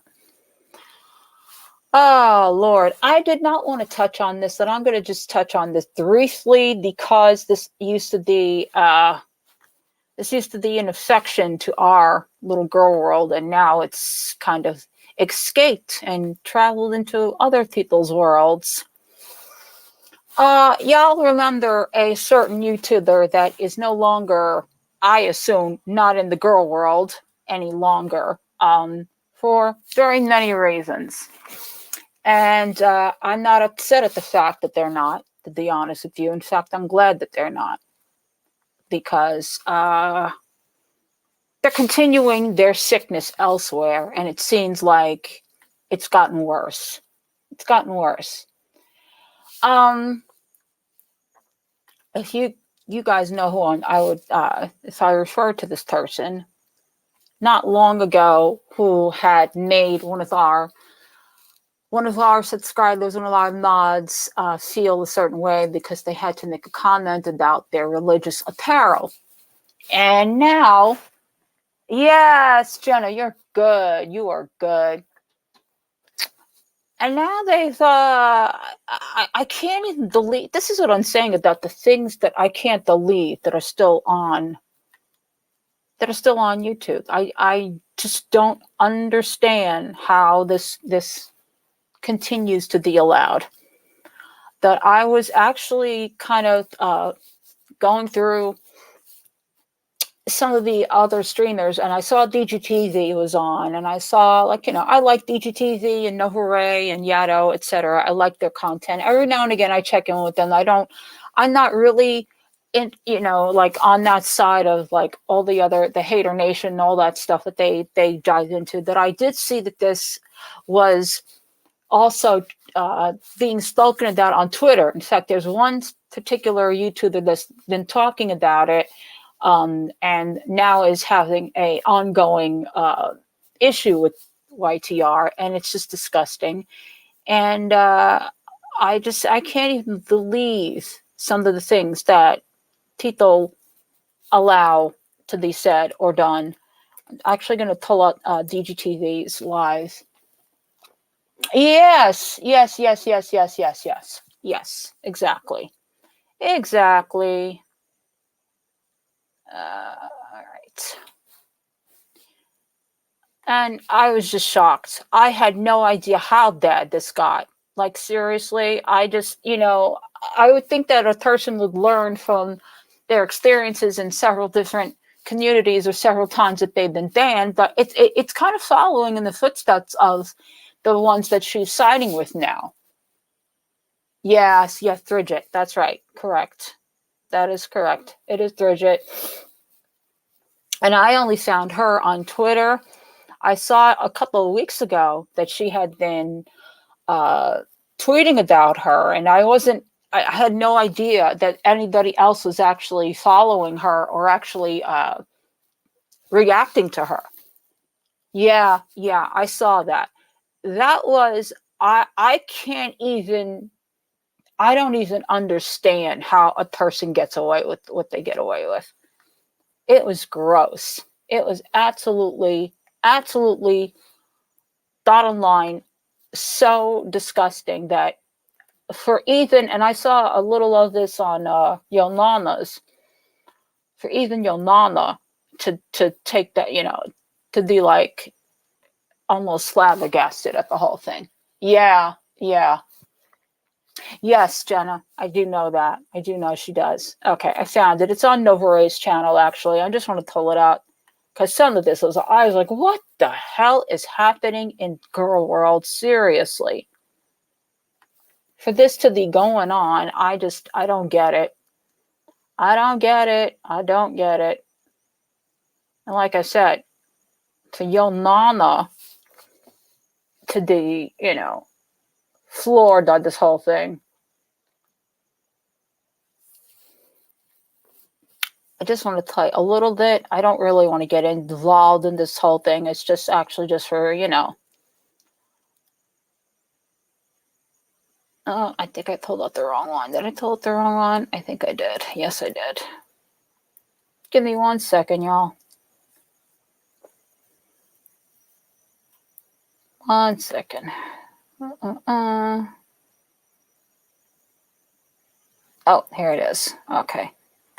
It was on the Smoke Arena, so it wasn't DGT TV's, it was Nova Ray's channel. Okay. This was sick, y'all. Just sick. All right. Let's see if I can get a little of this going. All right.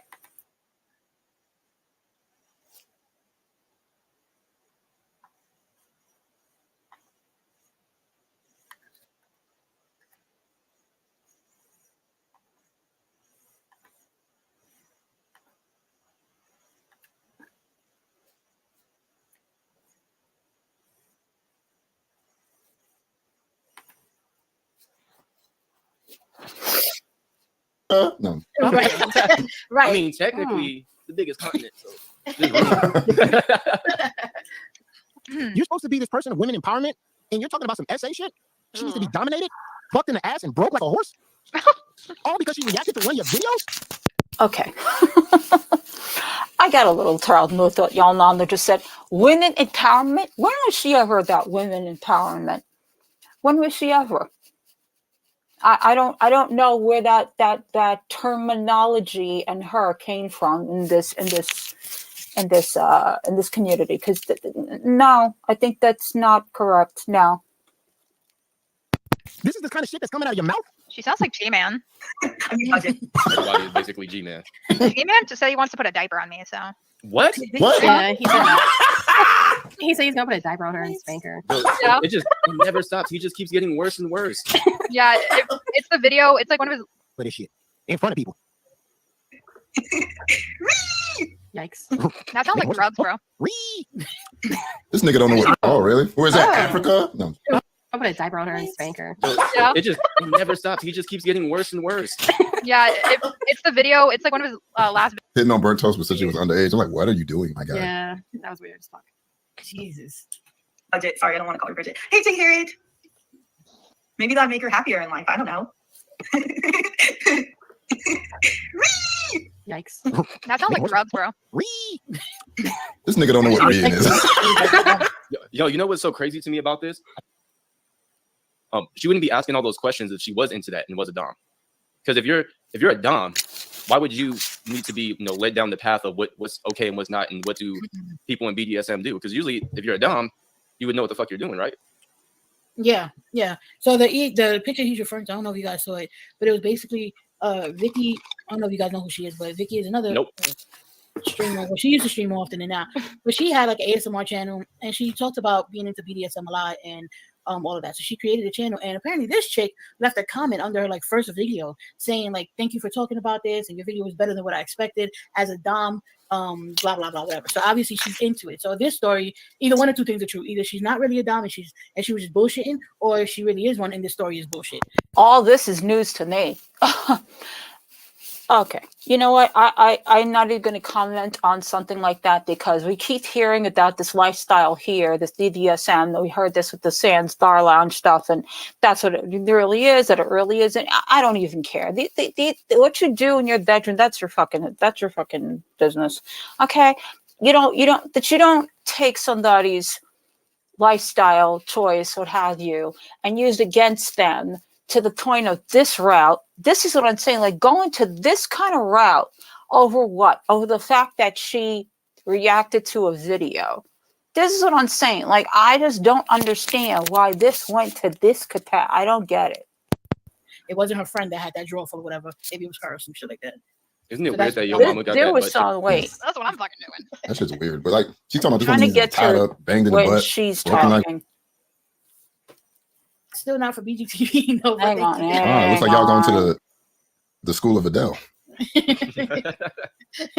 Oh my God! Somebody please put this face into a meme. Your mama's face. Look where you look right now. Somebody take a screenshot real quick. And it's like one of them scary ass movies. Like It's very specific. Sorry, they do a Oh, lot shit, of she was talking faded. in this whole thing.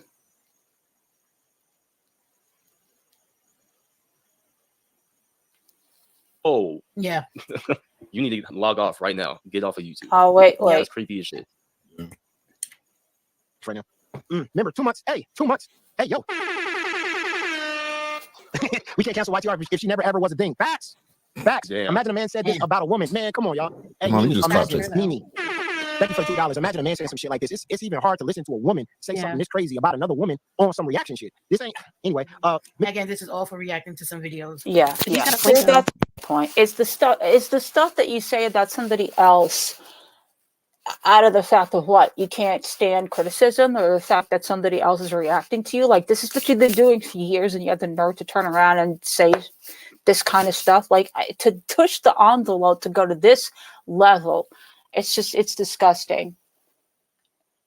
I did not, Jenna. I only saw this. I saw what she wrote on Twitter, and I saw this video and what Yolanda had to say. I didn't get into, because I seen that she's got like a ton of videos up there. I didn't get involved in that whole thing. I really don't want to, because it just brings back the knowledge of what I already know here that has happened, and that was bad enough. The fact that it's getting to this extent and it's getting worse, and it just seems to, just to what? Sit in with the cool group? I don't get it. Like, I don't get it. It's disgusting. It really, really is. But yeah. It's that one part for me. That's weird. Oh yeah, she also did try to strike Bridget. So there goes that. Wanted to strike her. Oh yeah, she tried. No, she did strike her, but Bridget did a counter Yeah, notification. she did a counter and it took it right off. And she struck her. She tried to get it taken down, but And because she of the camera, struck it her. didn't go through. But Dale, thank you for the super chat. Who remembers the Army Hammer? Text thumbs. People were hella mad about it. Who's that? What? What was that? Thank you for Oh, it's Yeah. nice. I mean, that math says 80 items. Okay. Bridget, help me out if you know. Don't come there and put some lead in your face. That's Yeah, I gonna can say happen. that. I can Yeah. say that. Don't come- Panel taken down. That little Yeah. line I just made couldn't it sound find like it was, Yolanda's video on this whole thing. It's just, I don't know. It's just so gross. It is a lot. It is. Yeah, I agree. Hit the Easter. I agree. I can't believe that it's continuing on, and now it's in another community. It's just like it.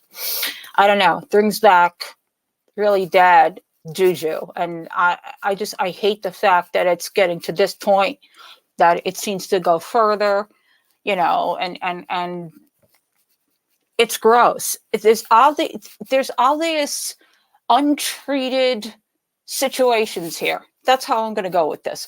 It's an untreated situation that really needs to have some kind of medical assistance or psychological assistance. And that's all I will say about that. And I really don't even want to give it too much of a platform. I just want to say, in regards to the other person, that, it's disgusting, it's wrong, and we've dealt with this person, so we're quite aware of what she's like. No, it's not. I just was shocked that it got to that level. Like, that is like some Sans Dar Lounge kind of level, if you know what I'm saying. That went way too far. And, I mean, y'all, all this because everybody's kind of running from Foodie for doing exactly what people should expect Foodie to do, which is to upset and piss people off. That's what she does greatly. That's what she does. And it's obvious in the way everybody's been handling it. It's the way that people are like, oh, I'm not going to talk about her. I'm going to black her out. What have you. She's going to do whatever she wants to do. Continue on. She'll find other people to involved in all this sickness. That's the unfortunate thing, is that you can't stop the cycle if you're part of it.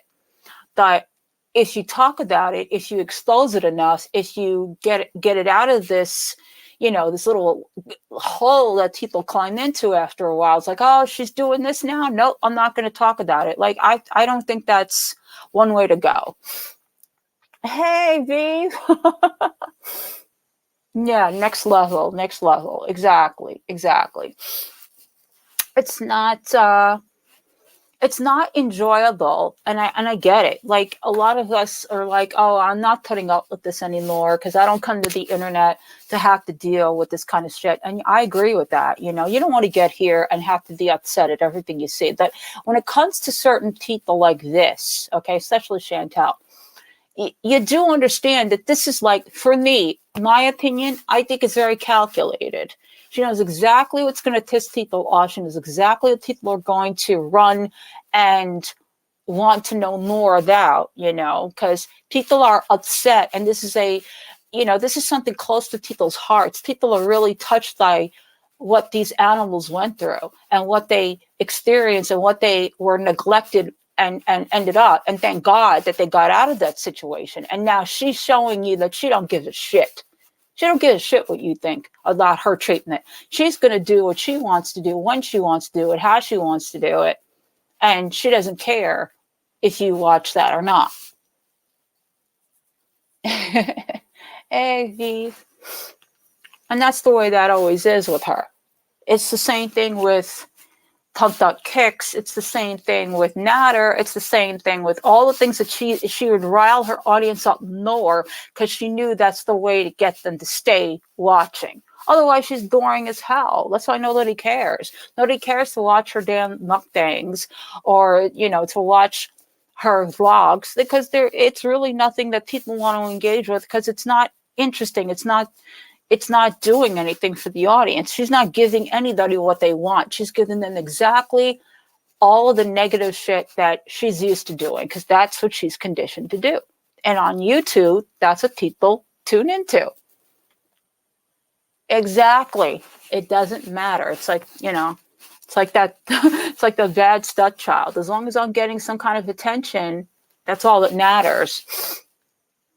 As long as you're giving me what I want, that's all that matters. And it doesn't matter if it's good or bad, because in the end, you know, all this canceling and all this other, you know, like stuff, it was still attention. But now it's at a point where people are slowing down. They don't really care about it. And it's going to get to the point like it's gotten for Natter, where people are going to like, who is this person? She's still around. It's going to get there. Oh, thank you, Vive. I missed you guys too. It's been too long.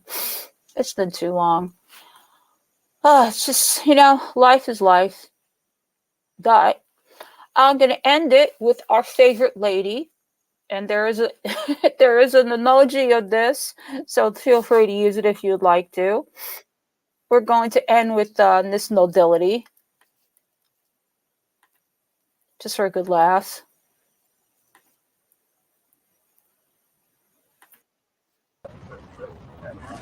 Oh my God.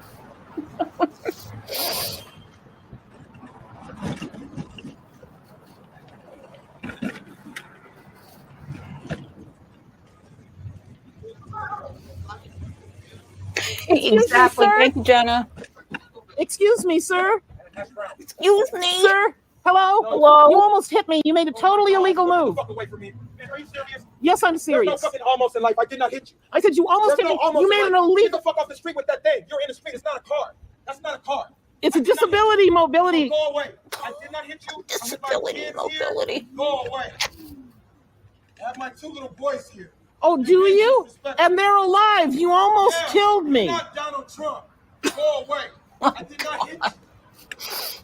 You should get out the street with that thing that you're riding. You're in the street. Oh my God. Oh, this is the one I hate the most. My God! Sidewalk! Oh my God! Sidewalk! Oh my God! I'm saying I'm sorry. If you killed me, it isn't gonna make any difference. Exactly. How sorry you are. I'm sorry. The car was about to hit me too. I'm so sorry. Well, better it hits me than hits you. No, Go away. Go away.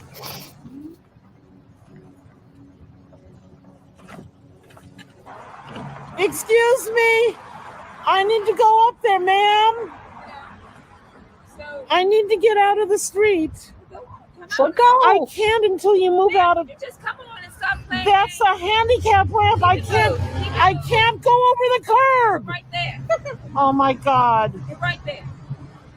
You can't move another couple inches. I have to come down. So you're just right there. You have plenty of room.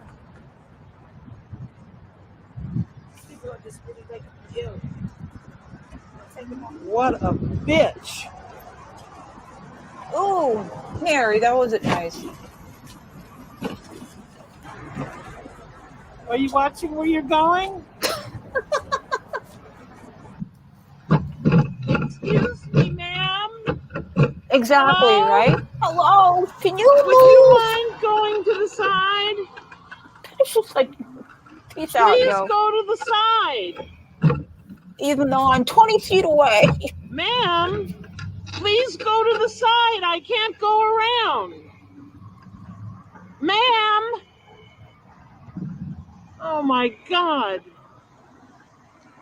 This is what I get.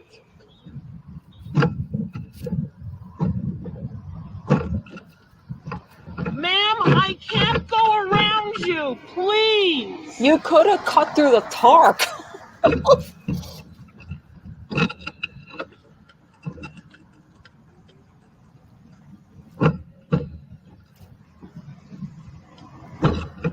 This lady refuses to let me go past her. How dare she?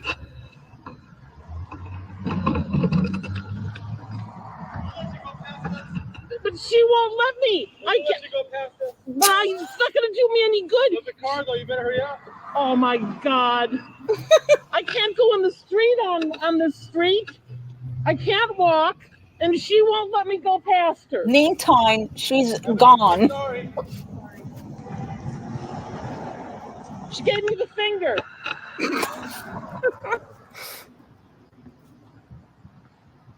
Jesus. Right in the middle of the crosswalk.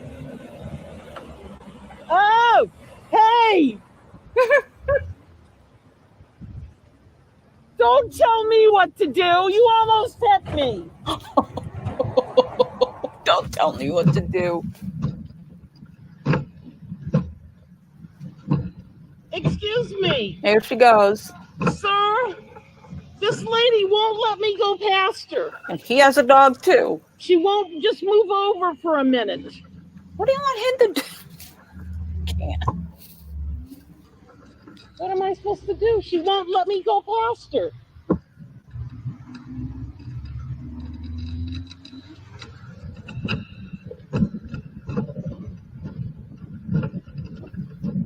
Oh, have to go this way. Oh, here it is, no, yes. The door's closed. Oh no. Say it with me, y'all. How am I supposed to yell? Hello, in True Value. True Value. Hello. Yes.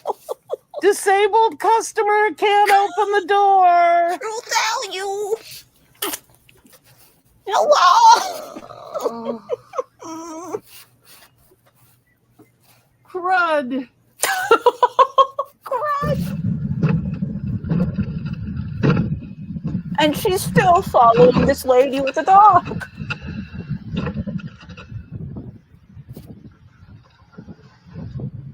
What is wrong with you?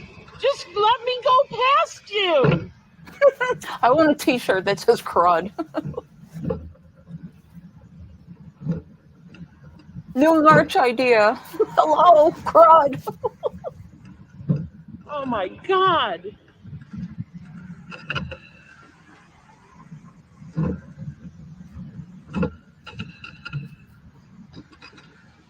There's a friggin' policeman when you need him. Right?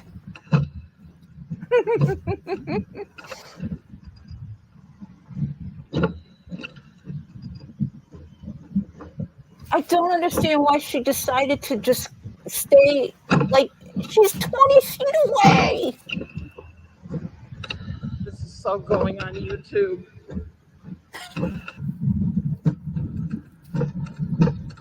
Rolling, rolling, rolling. Oh my God. Oh my God, is that dog unleashed? Holy. Oh, is this the one that jumped on her? Oh my God.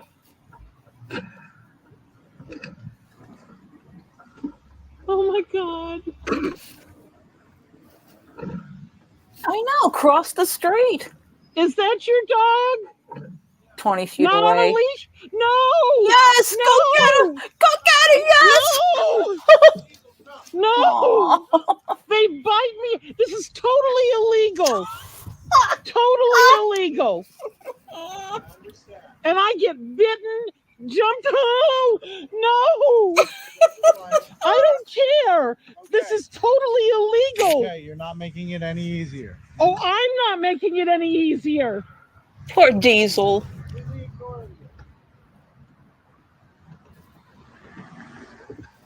Unbelievable. Unbelievable. They unmercifully. They jumped on me. Unbelievable.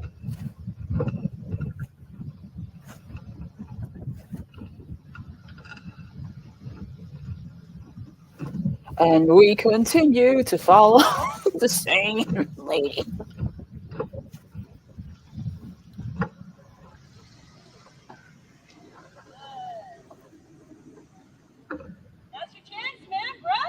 Exactly. I can't get close to your dog. You're nuts, man. And you're going on YouTube. You're going on YouTube. I need to go all the way up to Whole Foods. I've been bitten several times. Please move to the side for a moment and let me pass. Ooh. You're going on YouTube, lady.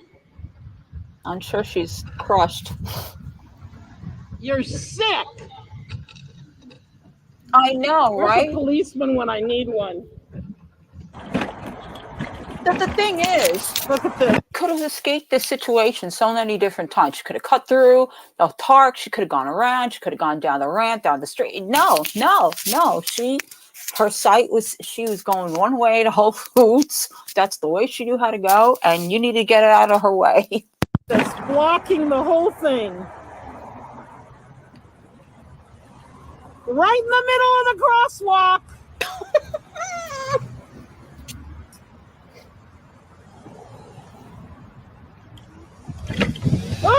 Oh my God. I don't think I've seen that. God, she took some chances though. Unbelievable. Oh well, no. This is cool. I can't do anything. Oh, excuse me, homeless person. I can't go anywhere. Great. Now I have to turn around on this narrow thing. Oh my God. Oh my God. We're just, this is Mary's world. We're just living in it. This is Mary's world.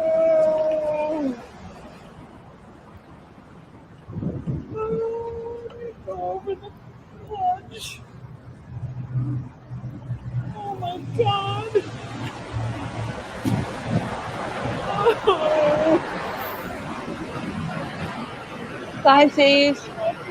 Oh, right, Z's. I thought you were saying night, Z's. Oh my God. So you made it so much Can you harder. Oh, is that your dog? Not on a leash? Yes. Get her. It's not okay. It's against the law. Oh my God. Oh no. They bite me. They jump on me. They scratch me. I'm covered with scars from dogs. Okay, they're not going to hurt you, jump on you, or scratch you. Just calm down and just follow the law. I hope you have a wonderful day and a great Halloween. It's a You're leash a lovely, thing. lovely person. It's a leash law. Oh my God. It's illegal to do this, ma'am.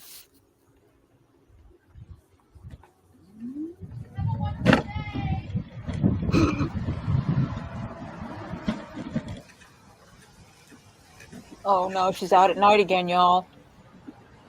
Oh my God! You idiot!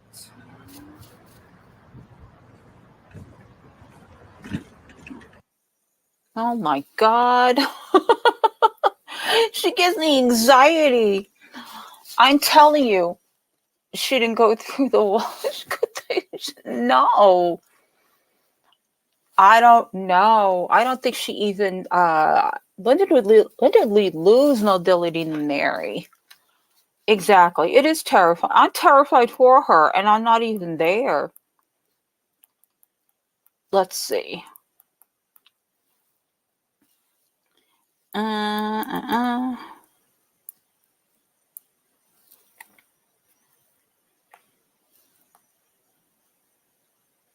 So, May 17th, 2020? Really?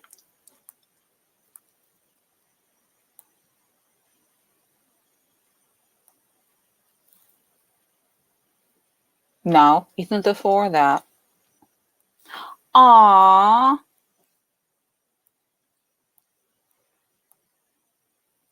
That's so sad. Mary Parker was riding her mobility scooter on a pedestrian crossing street near Slider Island on Sunday, July 1st around 2 p.m. while on her way home from the shops. Oh, God. She was later, for underlying health problems. Oh, this is sad, y'all. She had health problems. This poor thing. Okay, I feel terrible. R.I.P. Mary. This world didn't deserve you. Yeah, no, I don't think so either. I don't think so either. It's sad. It's so sad. I mean, it's unfortunate that she became somewhat of a meme and that, we find her follies hysterical, but it's kind of sad if you really think about it. So, in any event, that's going to do it for me, guys. Thank you so much for being here. It was so much fun to see you guys again. And we will do this as soon as I can do it again. Make sure that you like the video, the live on your way out, what have you. Thank you so much for being here. She lives on. Exactly. Make sure to check out Adam McIntyre's videos and lend your support that way. Thank you so much, Jenna, for being there. It's so good to see you guys. I will catch you guys soon. No.